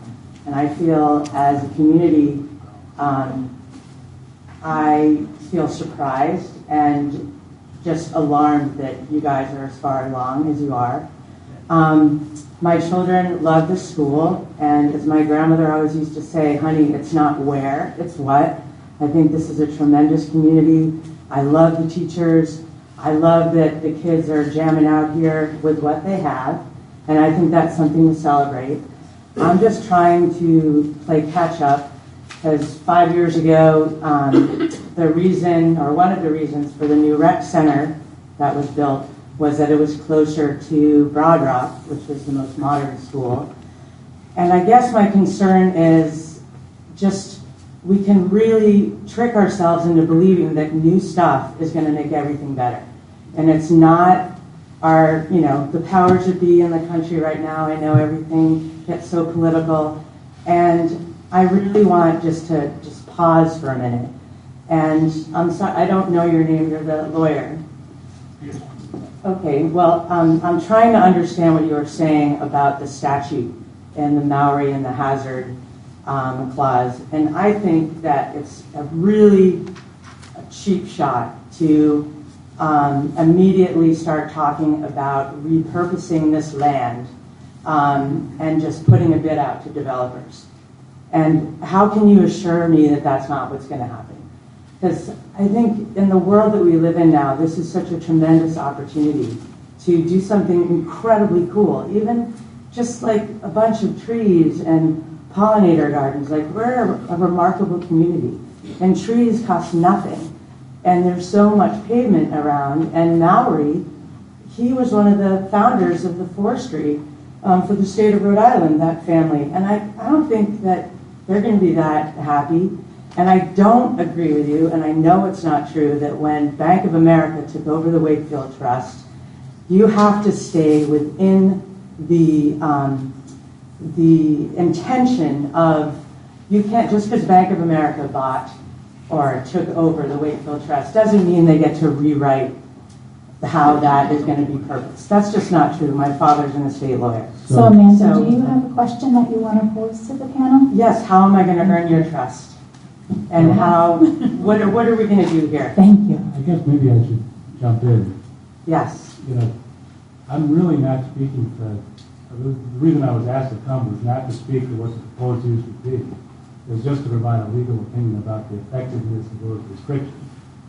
And if you look at the statute, it says that any right of entry or for a condition broken or postulated converter, which is what those conditions are, that was created prior to May 11, 1953, which those conditions were, shall not be effective after May 31st, 1987, unless the condition was broken, which it wasn't prior to 1987, or a statement was recorded as required by the statute, which it wasn't. So, as far as how it's developed, that's going to be up to whether it's developed. So how it's used, that's going to be up to the elected officials, the school committee, the council. And as far as the idea of the fact that Wakefield Trust was transferred to Bank of America, that's not the operative legal issue. It might have a practical effect because Bank of America probably doesn't have the same interest in enforcing those restrictions. But they don't get to, the Bank of America doesn't get to impose its vision. They own thousands of trusts. So just because Bank of America owns that trust that was designed for how this land was going to be used, Bank of America doesn't get to impose its ideology on that trust. So I think the distinction here is that if you have funds that are put in trust that the bank holds, then the bank has an obligation to follow those funds. That's the difference. I think the difference here is that Bank of America isn't holding anything right now. So it's just land. They have a possibility, which they have to come in and decide to take it and assert that right. So my last question is, how could we do this differently? And can we have a meeting where not to be troublemakers and everyone has different opinions, but how could we do something really remarkable in this time? The world is not the same place. I'm not particularly encouraged by the rec center. I think it was a good idea, but it was a real missed opportunity for solar panels, or there could have been some really cool things done with that building to show the public in our community that it's a progressive town. So how can we do this right and all come together? And of course we're not all going to agree, but wouldn't it be amazing to stop putting chemicals on all of our playing fields? Because sports, I love sports, I love it all, but we can start doing things differently. And, how can we do that?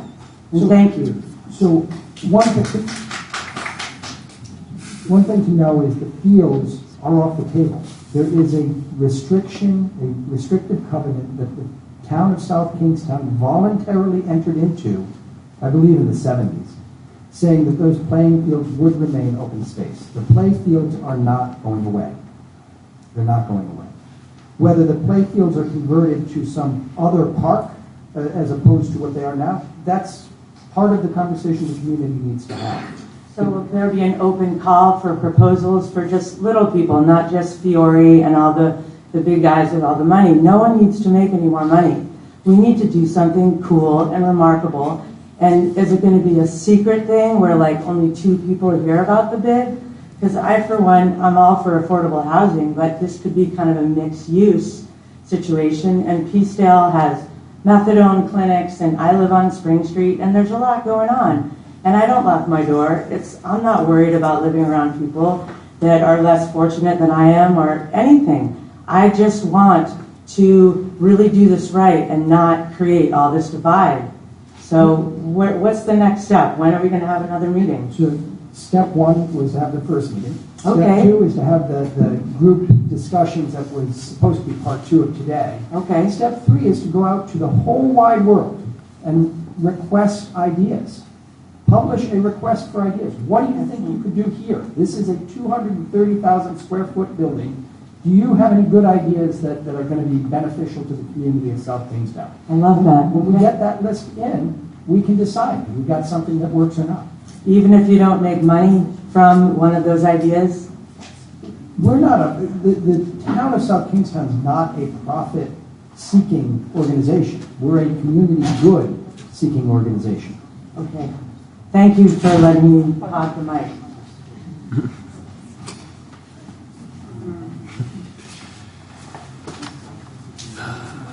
Hi, Roberta Mulholland, Matina Schoolhouse Road, South Kingstown. I want to ask a question about the taxes first. This friend of mine just put this one in my ear. You're saying it's $250 on a $350,000 house right now. Now, is that going to compound over the years? No, for that number, I'm assuming a flat payment over the 20-year life of the bond. Now, when you revalue and the $350,000 house is $450,000, what's the tax that year? We tend to adjust the rate to the increased value of houses when we do a property revaluation. So we can hold it constant for planning purposes. But we got 4% last year. We got 4% last year. That didn't seem like an adjustment to my husband and I. Well, we had a 4%. We had a 4% tax increase last year because of operating cost increases. That wasn't because of the revaluation.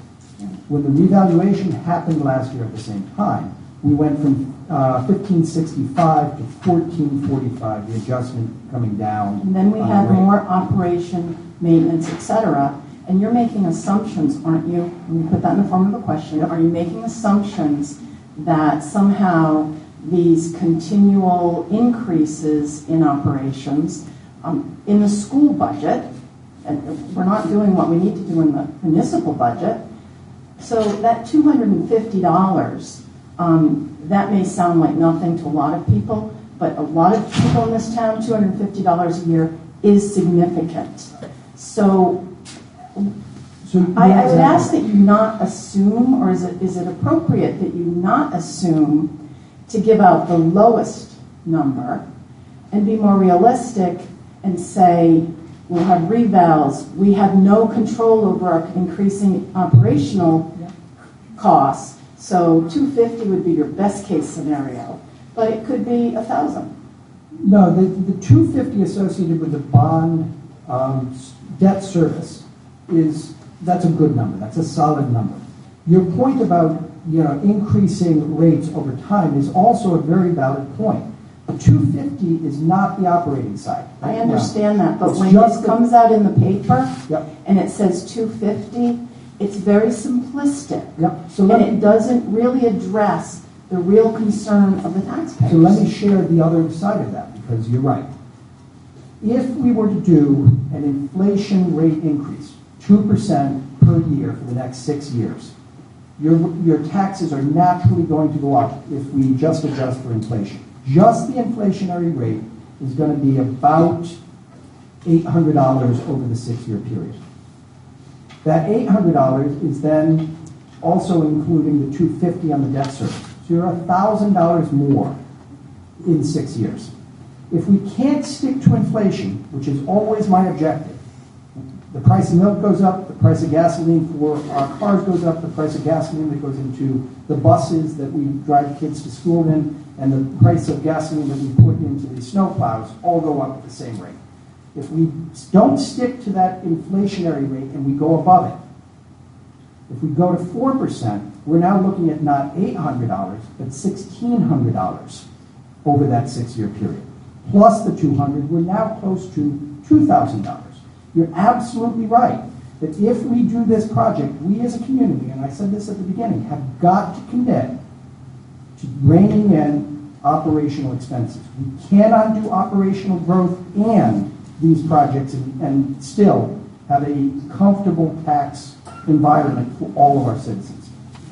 And I would ask that how do we as the community, when the budgets are adopted, have input into that? Because I personally don't feel that my input is listened to or cared about at the town council meetings. And I don't think I'm the only person in town, but I do feel that. So how do we have that? We have to elect different people. So I hear from the town council all the time about tax issues. I think they are listening to the residents. I think they care immensely about people's thoughts on the tax rate, the tax burden, and the programs that we're spending tax dollars on. So I think that communicating with the council is very effective. I certainly hear it. It falls down to me. Okay. Second question, you're looking at major changes from my perspective, I've lived here all my life. When you talk about doing what you're doing on Curtis Corner, you're going to come out on South Road, which has its own issues for 2 cars passing, never mind bicycles and people walking, and you're going to change this part of Wakefield. How does that fit in with our comp plan? And I'm asking someone who is, I don't even know how many months the superintendent has been here. It's not many. And we have a new town manager. Frankly, you're very, very new. These are major changes to the look of our town, the feel of neighborhoods. So questions I have are, how does it square with our comp plan? Have you given notices for this meeting? I mean, if you see social media, you see it. Lots of people don't. I would suggest, if I were in the neighborhood, that I would want a personal notice. I would want something sent to the people in the neighborhoods. This neighborhood, Curtis Corner, South Road, because it's going to change the look and the feel of these parts of our town. So that was my second, comp plan and notices. So the comp plan with regard to this site and with regard to Curtis Corner has them continuing as government institutional use, as schools. That's what the comp plan says. The comp plan that's being finalized, the revision of the comp plan that's being finalized, has both of these sites continuing as school sites. There's no treatment in the comp plan, hasn't been treatment in the comp plan of what should happen should they cease to be used as schools. So we're in uncharted waters at that point, which is why it's so important for us to have these community conversations and for us to understand what the community really wants. One of the things that strikes me is that for folks who haven't been engaged in this on a daily basis, this does seem like it's all coming very fast and that that it's very far down the road. We're not very far down the road. We don't have a final plan at this point from the architect. We don't really know whether Curtis Corner is viable yet. We think it's viable. The initial investigation suggests Curtis Corner is going to work. However, if 3 weeks from now the architect comes back and says, you know what, we can't do it for $62 million. It's just, we're not going to be able to touch any renovation at the middle school building. At that point, we're going to have to regroup and consider what we're going to do for an application to buy. We're not down there. And further, the road isn't one that we drive alone. The taxpayers are going to ultimately get to decide whether or not the application that gets put together is one they want to support. This has got to go to a bond referendum. The public will have the final say here. We want as much input from folks as we can get. We're trying to design a project that works for the students and for the parents and for the teachers and for the community. This is why this conversation is happening. We're not so presumptuous to think we know what everybody in town wants. We want to hear from everybody. This meeting is one of those opportunities. We have, public meetings all the time at the school committee, at the town council, at the school building committee, to get that input and to hear from folks about what they'd like to see here on Columbia Street and over at Curtis Corner, and for that matter, all over town. Thank you. I do think the comp plan does say what the community wants. And this is GI and that's GI. So that is what the community wants. That's what we're always told. I can't just do something where I live that is not according to the comp plan. So now to me, you're thinking, well, if we do it, then we'll kind of spot change the comp plan. So this is what the community wants, but I don't want to argue. I have a lot of questions. I will just point out that one school has to be closed. One of them will be closed because the student population isn't there to maintain them. So one of the two has to close. And does an elementary have to close? Because I've been waiting for 10 years for Wakefield to close. I don't want to get into that, but when you say a school has to close, a lot of us have been waiting 10 years. The other thing I have is, when you're talking about, you're speaking to developers, you've spoke to developers, you've gotten quotes on demolition of this building. See, that to me seems premature. This meeting itself seems premature to me because you just told me the whole thing can change in 3 weeks, and I only heard about the school committee decision to build a new high school at the end of and a vote in the end of January. So how does that, how are you going to deal with that? You're having this meeting, and I appreciate your answering questions. That was me, I did this, sorry about that.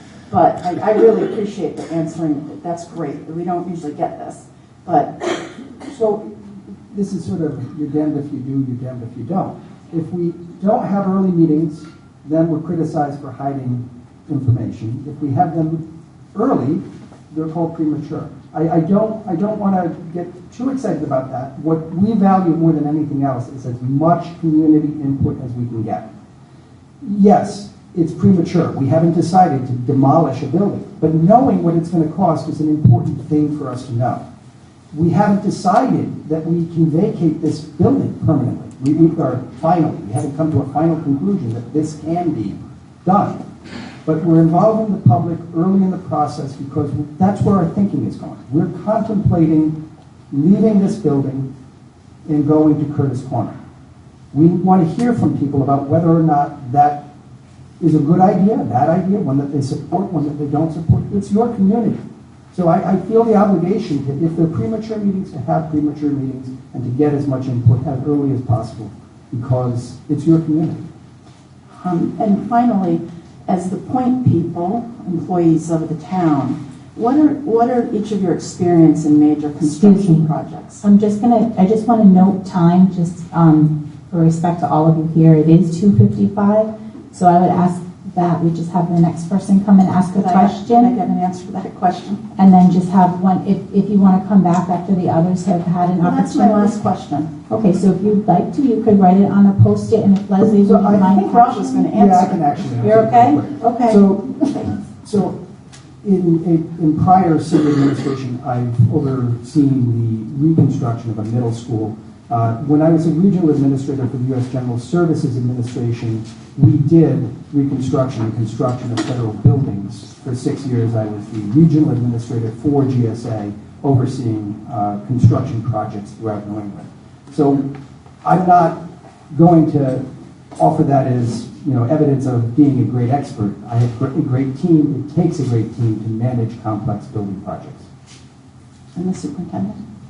So this is my 31st year in education, 16 years in central office. In my previous district, I left, we were at the tail end of a $10 million bond that we had just put through and had, it was safety and health driven. It was impacting every building in the district. In addition, we had redone 3 wings in 3 different schools previously, and one I had showed the picture of before, in addition, putting a turf football field in collaboration with the neighboring university. I'm not, again, a team. I was a small sliver in the bigger picture, but I do feel like that experience is helpful. I'm gonna, publicly, like I've lived in, I'm just gonna share, it's a little personal, but I've lived in Jamestown for 30 years. These are my stomping grounds. This is like, there's not so much you can get done in the stores in Jamestown, or in, your son is limited on his soccer team, so he ends up here on the travel team, or, those kinds of things. And so raising my family, the doctors we go to, or those kinds of, this is, I feel ingrained here. Maybe my address, my zip code isn't here, but this has been where I've helped raise my children who, one graduated from URI last year, and one's there today. And, so I wouldn't question any of your loyalty to South Kingstown. South Kingstown loves people who move here. I know. We always have. Yeah, thank you.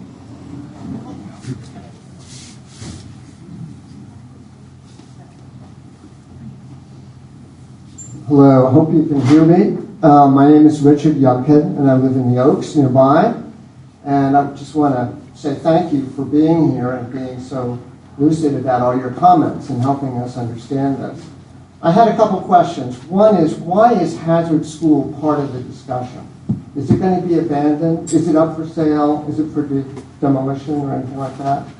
It's certainly up for discussion.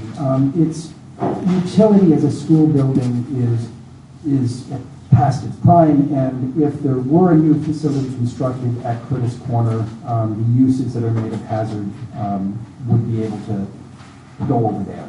So yes, the Hazard School its utility as a school is almost nil. So we're basically not only talking about the high school, but also Hazard School as reuse or new property or possibly demolition.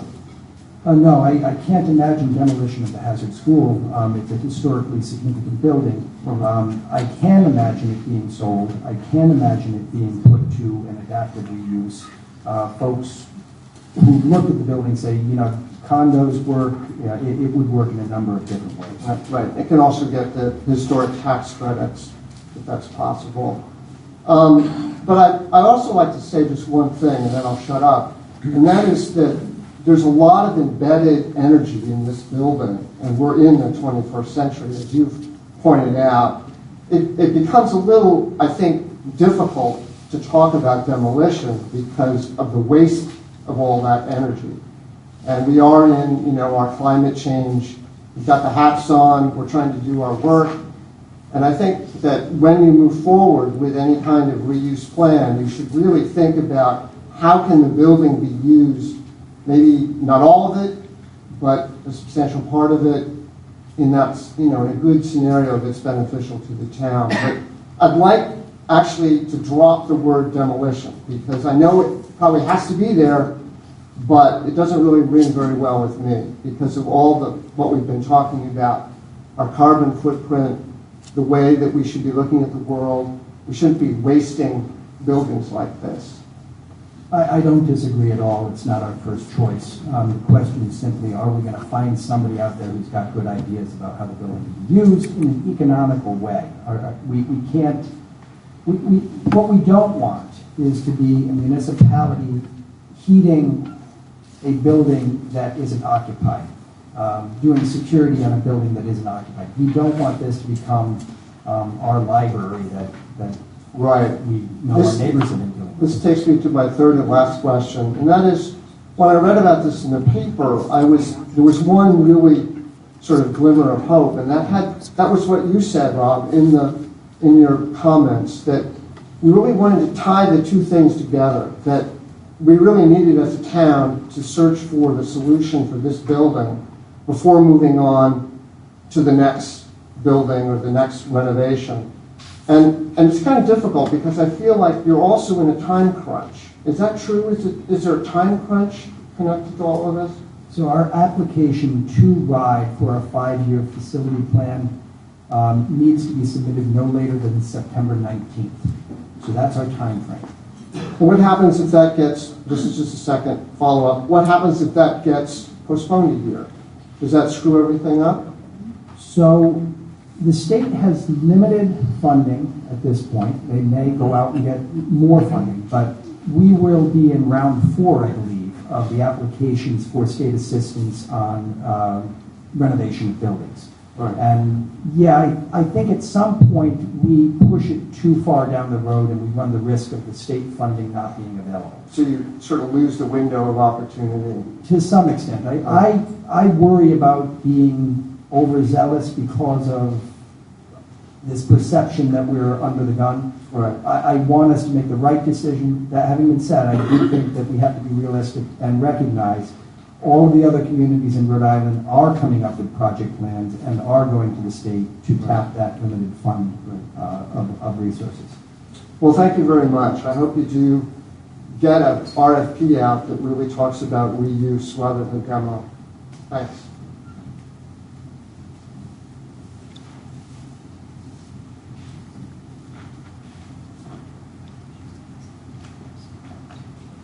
Good afternoon. My name is Dawn Pierce, and I'm here today to educate myself about what the plan is moving forward.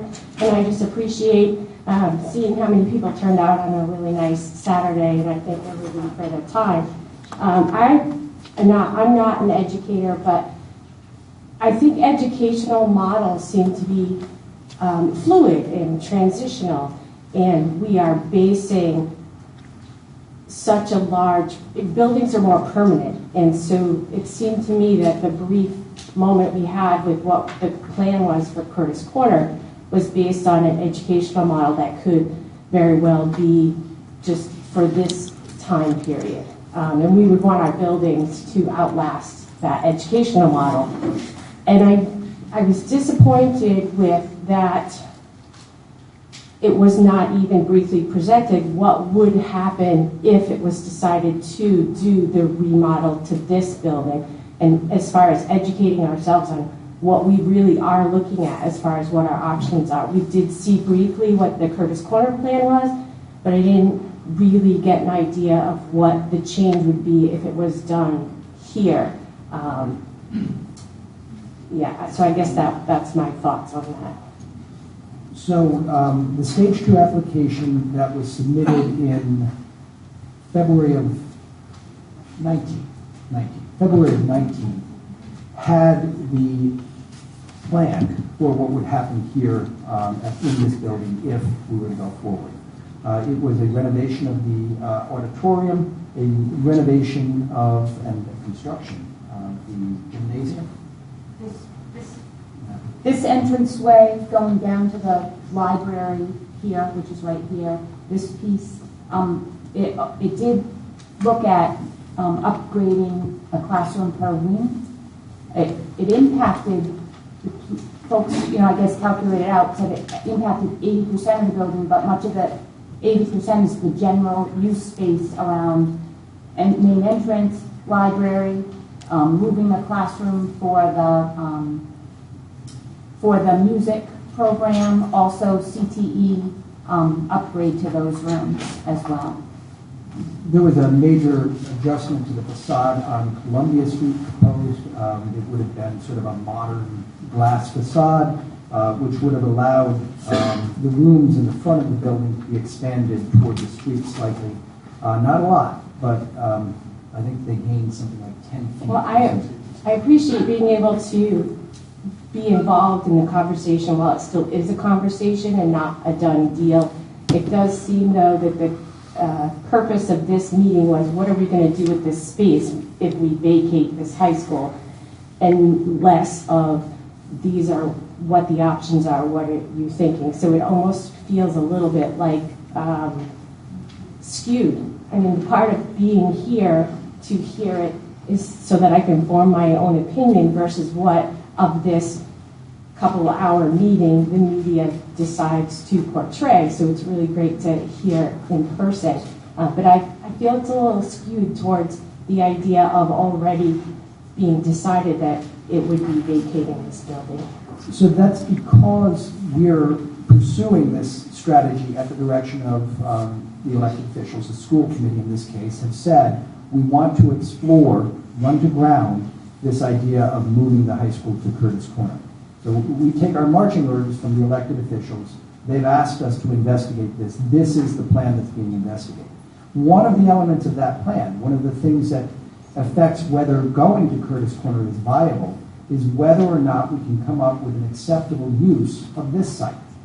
And again, we wanted to talk to the community before putting a request for ideas out to the whole development community. We wanted to hear from folks before we asked developers writ large to come tell us what they think they could do with the property. So you're right, this one is skewed, but it's skewed because this is the piece we're investigating right now. Well, thank you for your time. I want to be respectful of the other people.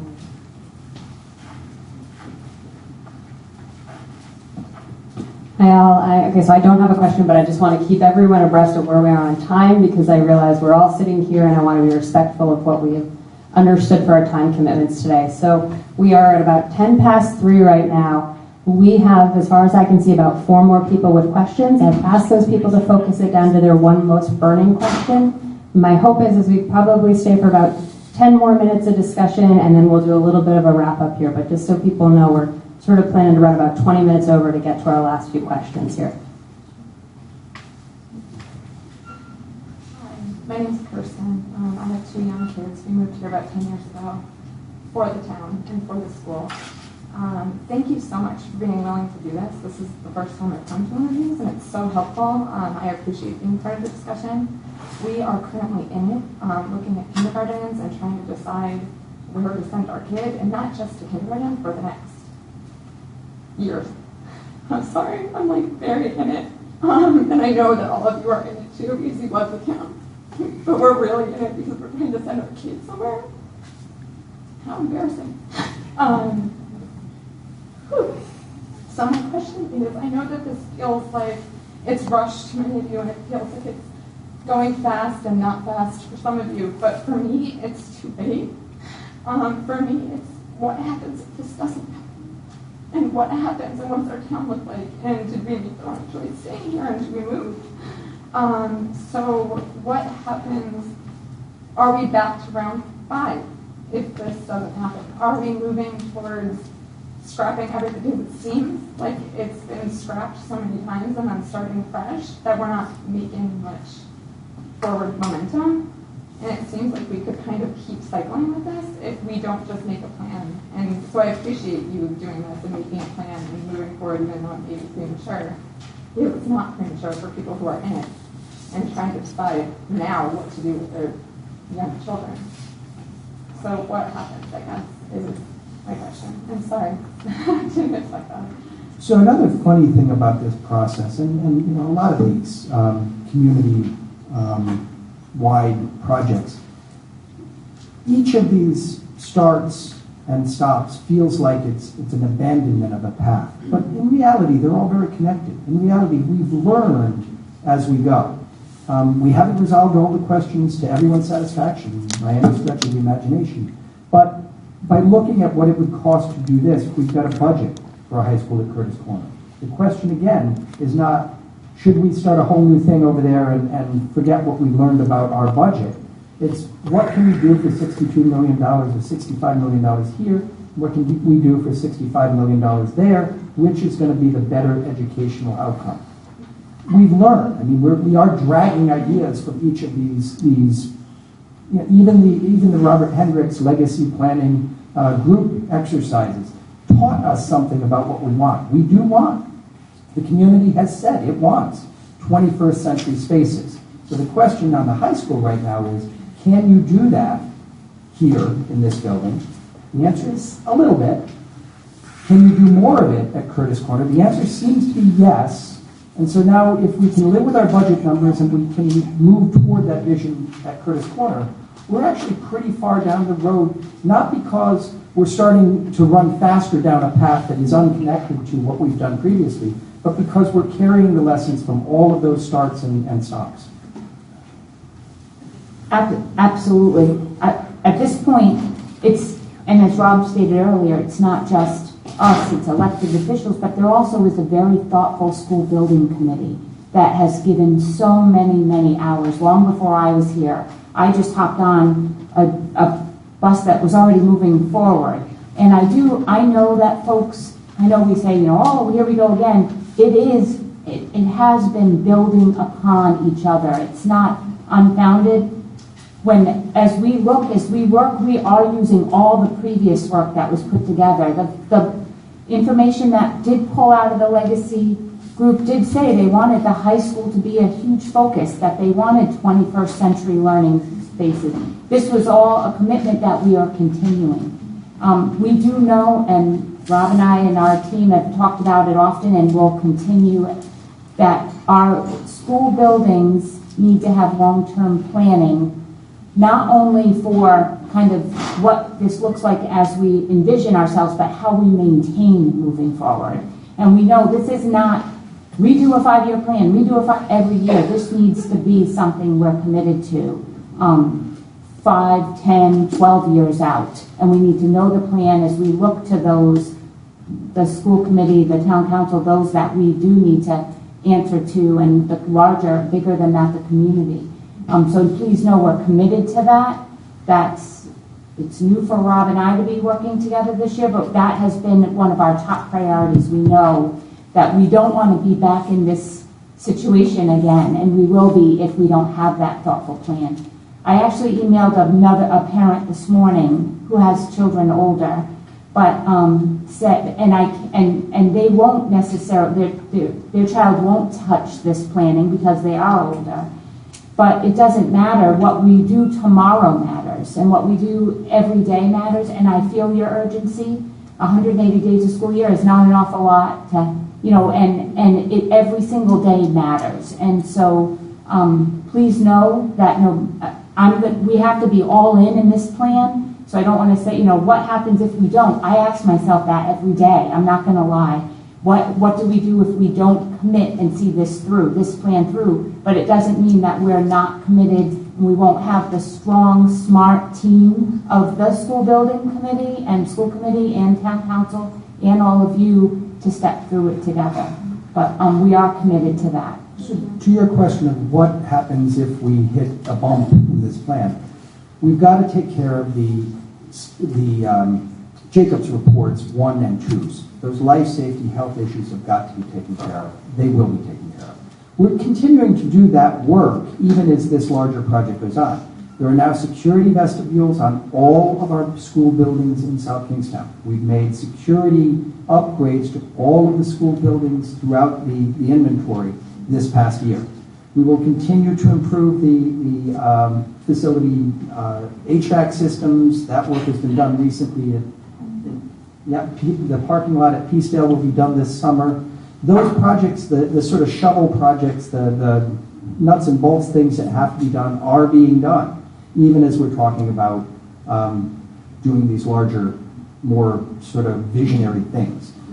We will get to a project eventually that gets us to 21st century learning spaces for kids in the elementary schools, kids in the middle schools, and kids at the high school. The question isn't whether we can do a good project in this building for our high school kids. We can. The question is whether we can do a better project at Curtis Corner. And so far it looks like for educational purposes, that's true. Then the question becomes, what are the financial and legal and all of the other problems that might prevent us from actually doing that thing? So far, we're not seeing huge roadblocks. They're challenges, but they're not huge roadblocks.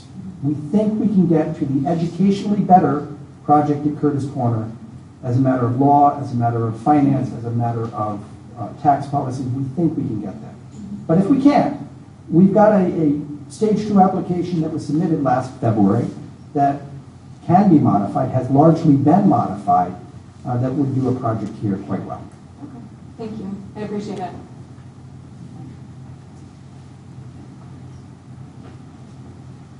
Hi, my name is John. I live in Wakefield. My yes/no question is, the bond referendum, is that going to actually happen? Because what I read in the newspaper, it just says there was a recommendation to have the bond put on. Is that actually going to happen or not happen? So the school committee at its last meeting asked that the town council consider putting a bond referendum for $85 million, which would fund all of the components of this project, the high school, the middle school, and the elementary schools, on the ballot this November. Is that going to happen, yes or no? I don't know. The council's going to have to decide. The council will have that question before it, not at its meeting Monday night, but at its meeting 2 weeks out. And my second question is that, is there a plan B? So we all decide we don't want to spend the $85 million. What happens then? Quickly, not a protracted answer. So if we don't get a bond referendum approved for $85 million, we're going to have to go back to the drawing board and come up with a project that is smaller in scale. Okay, and then just a last statement. 2016, my taxes were $2,800 on the proverbial $350,000 house. I just got a statement from my bank. They're at $4,200 this year. What's to ensure that if we stick all our money in this, whatever we do, that same trajectory is not going to happen? Because my 2 adult children can't afford a house in Wakefield. They're going to have to leave. And, they can leave and live with me, which 30-somethings don't want to do, or they can move on. What's going to happen to people that are being priced out? Because there's just not the jobs down here to support these, while we can't control the price of the housing, but everything is just rising, and the jobs just don't support that. So and I'll take that off here. Part of the answer is growth. The way that every other community in the country deals with increasing property taxes is to bring more people in and allow more development. This is a big part of the conversation this community has to have over the next several years. We have a lot of undeveloped land. We have a lot of green space. It's one of the wonderful things about South Kingstown. But if you don't have new taxpayers coming into town, then increases in taxes have to be paid by those of us who live here now.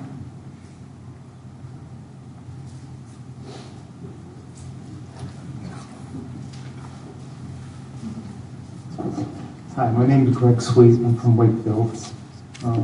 As you guys know, I'm concerned about the financial end of this whole project.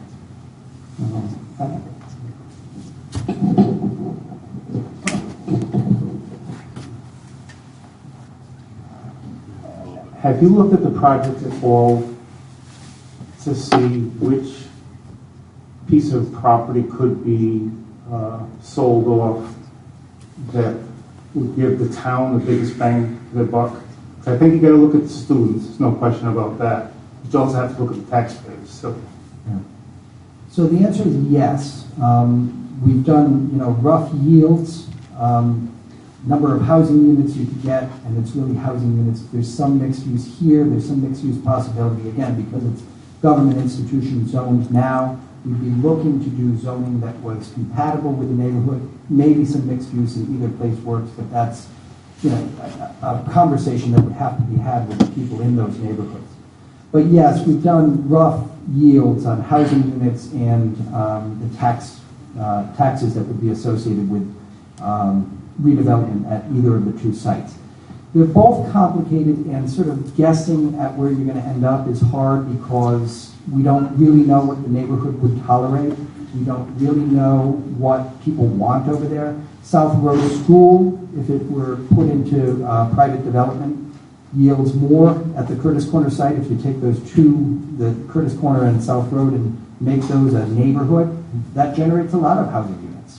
But there's already discussion about South Road School being put to use as a location for a nonprofit organization. The Boys and Girls Club have expressed interest in setting up a Boys and Girls Club there. If that's what the community wants, that comes off the table and the number of units over there comes down.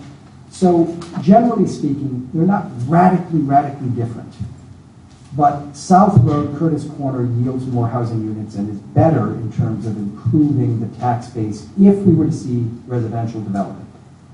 On the other hand, if somebody can make an adaptive reuse and do apartments or condominiums in this building, you get a high number of units and the tax yield is pretty good. It's hard to say. They're not radically different. They're not, one is 100 times more tax revenue than the other. If I had to guess right now, I'd say that we do better redeveloping Curtis Corner and South Road, but it's not radically better. I know it's only one question we can have.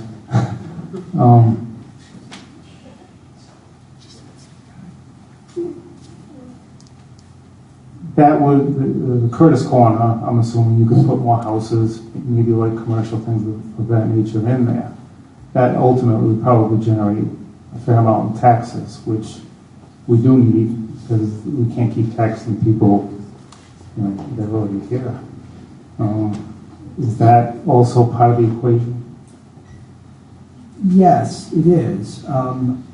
But again, they're not radically different. Both sites are about 11 acres. Now, that's a bit of apples and oranges thing because we do know that the hazard fields here, the play fields here, are not developable. So we're down to 8 acres here and 11 acres roughly.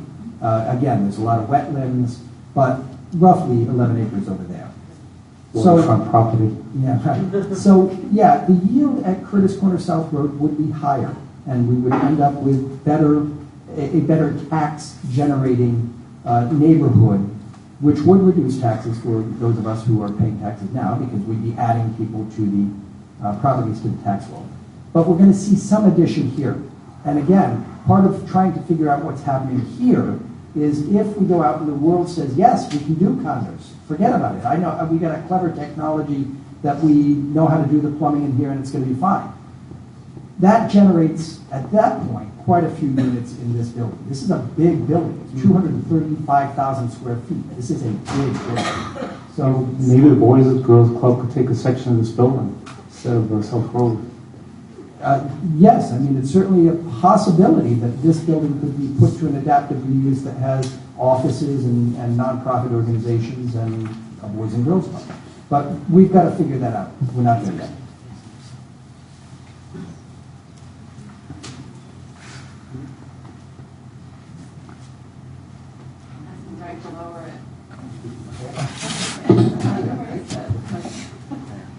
Hi, my name is Judy Warburton, and I'm from Wakefield. I just wanted to point out, and then this will end up in a question, but I wanted to point out that this community that showed up for this meeting, I'm drawing the conclusion is because they haven't felt the venue was available to them otherwise. And this is somewhat directed to you, Ms. Savastano, who I've never met and heard lovely things about. And I do watch the meetings online, and you seem lovely, and I'm really happy you're here. However, I do think that you are getting your information from a rather small subset of the community. And I'm not entirely convinced how these pivots have happened. And I heard Rob's wonderful narratives about the sequence and chronology of how things have happened. And there's just these moments where things changed, where I'm not uncomfortable with them. And it's like when you say that, like, you know, Wakefield School was decided, the community said it doesn't want to be closed. I wouldn't say that's true. I'd say the community, that the present school committee ran on a campaign of not closing Wakefield School. That doesn't mean that our community supported the decision to not close Wakefield School. Then the second part of it is the pivot where, you know, the way it was described, and Rob, you've had to describe this chronology several times, and I know each time there's a little variation, and you're still doing a great job. But the idea that Linda just realized, like, hey, why don't we go back and look at this? A couple times it's been described because it was described as the community, it sounds like this just went out, that the community, you were not feeling the excitement from the community. And that is sort of my question, is that I don't know how you would feel the excitement from the community, because I feel like you're being informed by a relatively small group of people, which is the school committee, and then maybe the random people who speak to you. But this is a good representation of our town, and I'm not so sure that they're up to speed on how we're now talking about what we would do with the building, and I get the juncture we're at, but I don't even know how we got to this point of pivoting. And so that's where I just think that I just don't know how we got here this way. And I am one of the ones that stays tuned and has been following it all along. And I do think that the venue in which the school committee holds its forums does not allow a dialogue with the community. So you understand that, right? Is that they sit there, the community says something, and for the most part, they don't respond. The school committee's not allowed to respond. Right, I get that. Yeah. But then there isn't a forum for the community to say. So it really feels like a small group of people is making the decisions. And as you've described, I didn't realize how big this project is in comparison with any other project that's ever been taken on. It seems like their stretch is way beyond what it should be. I don't know if there's a specific question, but I'm not sure if you had spoken with me and asked me what my opinion was, and that's unrealistic, but I wouldn't have said I support changing over to there. So I didn't give my opinion, I asked a question. I always think about to who? To the building committee. Again, a small group of people, but yeah. Well, so they have the authority that they are the folks working on the plan. And that's their position by charter and by Department of Education. So they're the organization, the group that steps through that. So when I came on board, I tried to catch myself up. Sure. And folks said, the building committee meets weekly for hours and hours and hours, and they have a lot of work they've done. So I did my own little research, but then also sat with them. And I'm not, yes, there's a school committee, but I have worked extensively to meet with anybody who would meet with me. Here's group. And there are many people here I actually have met, not necessarily even parents. Anybody who's reached out, I've sat for hours. I have met with every single PTO. I want to stop you because I think you're wonderful, and I'm not judging you for that. I'm really not. So I don't want you to be defensive about how well you've done. No, you have, and I hear one. I just want you to know that I've not made any decision I just asked a question. I think what I heard was that sort of like the optics of doing this versus that was sexier. And that was what was said at some point. Just was trying to work the word sexy. No, but it seemed like that I think the words I heard was that and I think I heard them from you, saying parents weren't as excited about this project as they were about that project. And I immediately thought, what parents? The folks were questioning if a bond moved forward, would it go? There wasn't an energy you feel in the community. The energy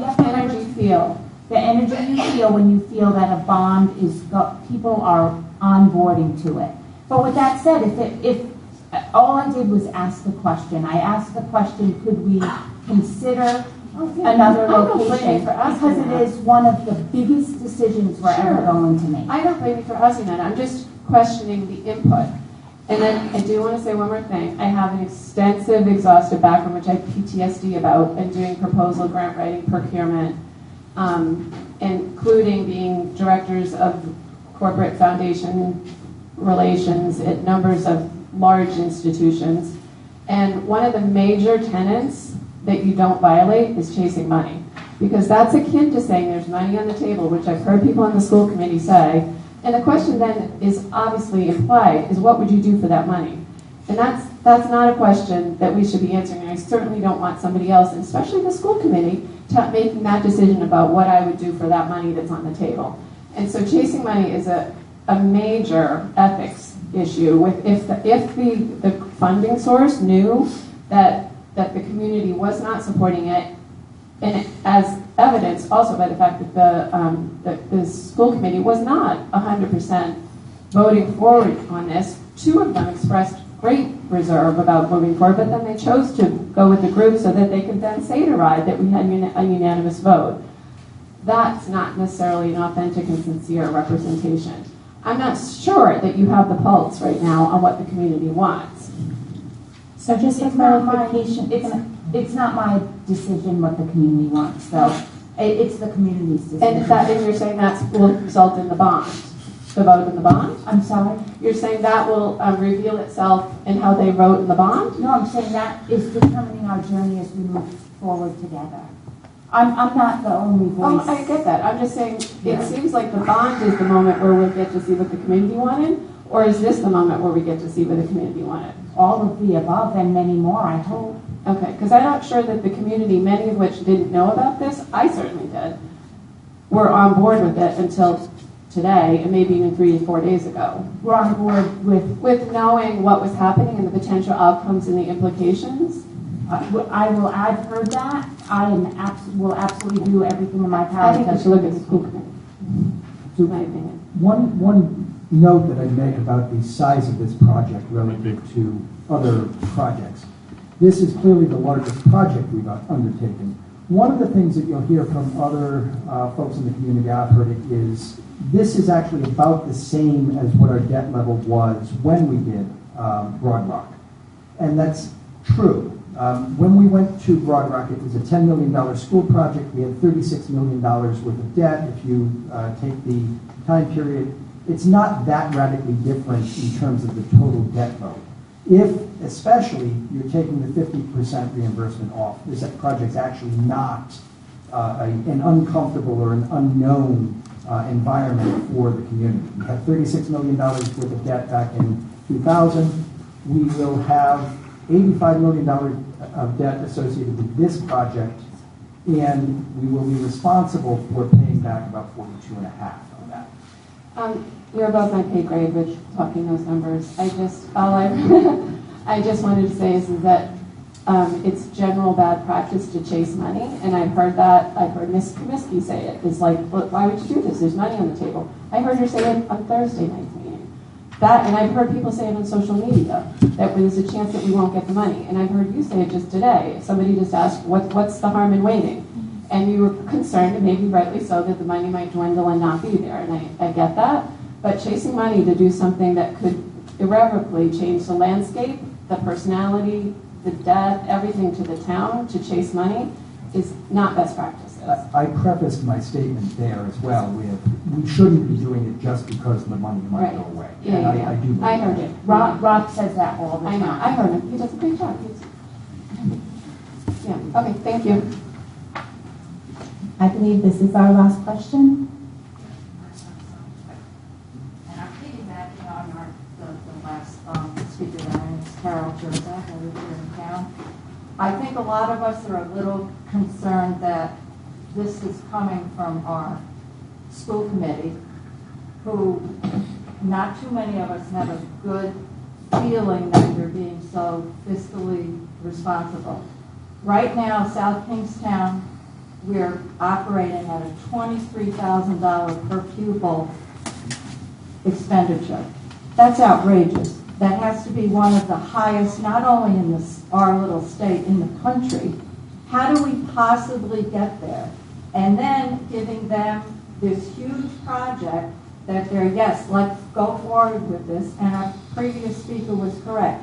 2 of the school committee members made a great example of why we shouldn't do this, and yet went ahead and voted for it. So I'm not sure what the feeling with that was, whether they want to be all together to push it forward and give it more.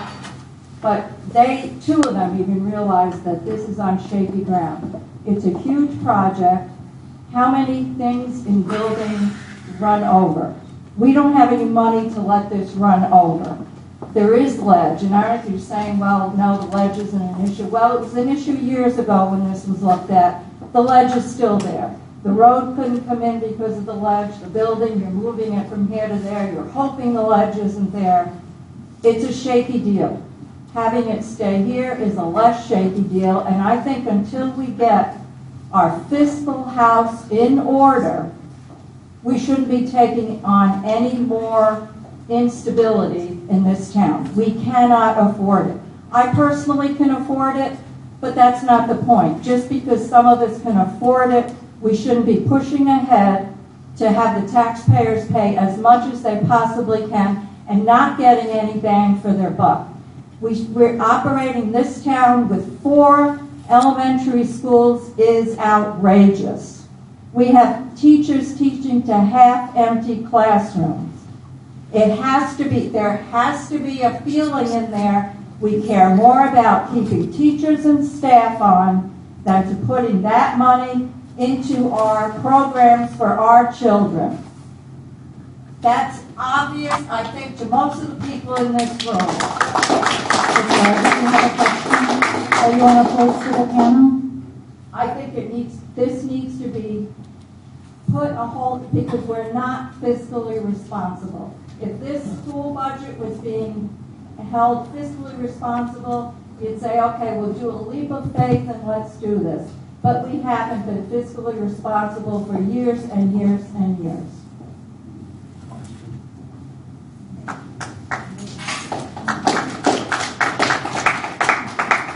So the one thing I will say about that is this. It is absolutely clear that every dollar you spend on a building is a dollar you cannot spend on something else, whether it's a teacher's position or a counselor or program in general. We have got to get into the habit of knowing what we're trading off. We have to get into the habit of analyzing what a dollar spent on debt service, and this project, even with 50% reimbursement from RIDE, is going to mean $2.5 million worth of debt service every year. We've just come through a period of time over the last 10 years where the state reduced its contribution to local education here by this year $700,000, and it's been about that going back for the last 10. So we've been losing $500,000 a year in state assistance, and the local taxpayers have been making up that difference. $500,000, even the $700,000 that we're losing this year, is nothing compared to $2.5 million worth of debt service. We are going to have to become a tighter ship with regard to the operating budget. Linda and I have talked about it. We talk about it constantly. We know this is the challenge for the community going forward. It's got to be addressed. That having been said, we can't just go in there and willy-nilly make changes to the program. The program has to be adjusted carefully. It's very tempting to say, we're going to go in with a sword and just slash away at program. These are the kids. You can't make changes to the program radically overnight in a way that injures the educational outcome for an entire community of children. This has to be done right. It has to be done. And it will get done.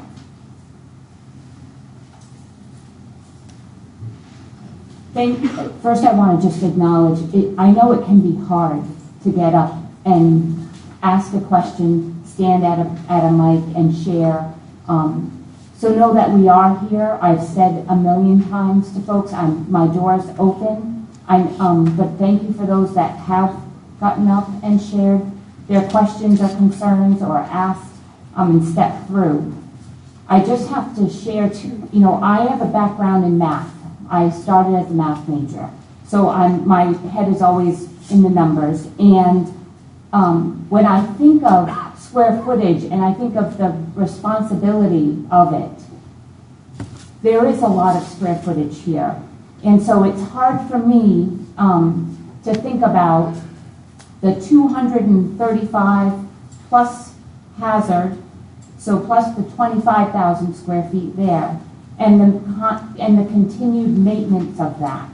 So even if when we're not looking at that with respect to the educational programming, there is huge responsibility in that. And if this is the passion that the community wants, we are here and we will do the best job we can. But a school for 1,700 having 835 in it is hard to plan for. So when I look at this with the numbers, and I'm happy to sit with folks and kind of look and brainstorm and think of new ideas always, but those numbers pop out to me. We are so I'm a public servant. School committee they're public servants. We do our best to listen, and we'll continue to do that, and are here.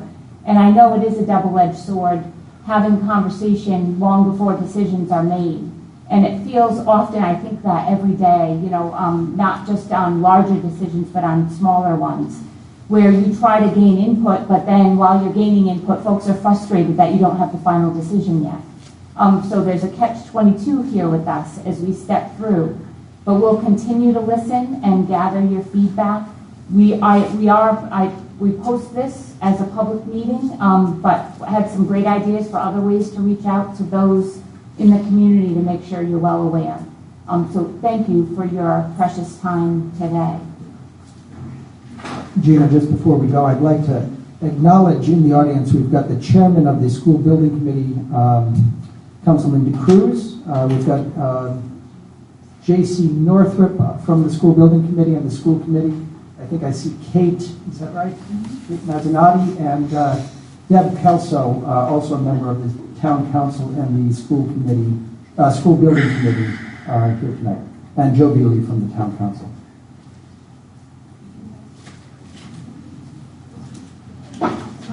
Thank you all again, and as Kayla has mentioned, there'll be a follow-up meeting for a smaller group.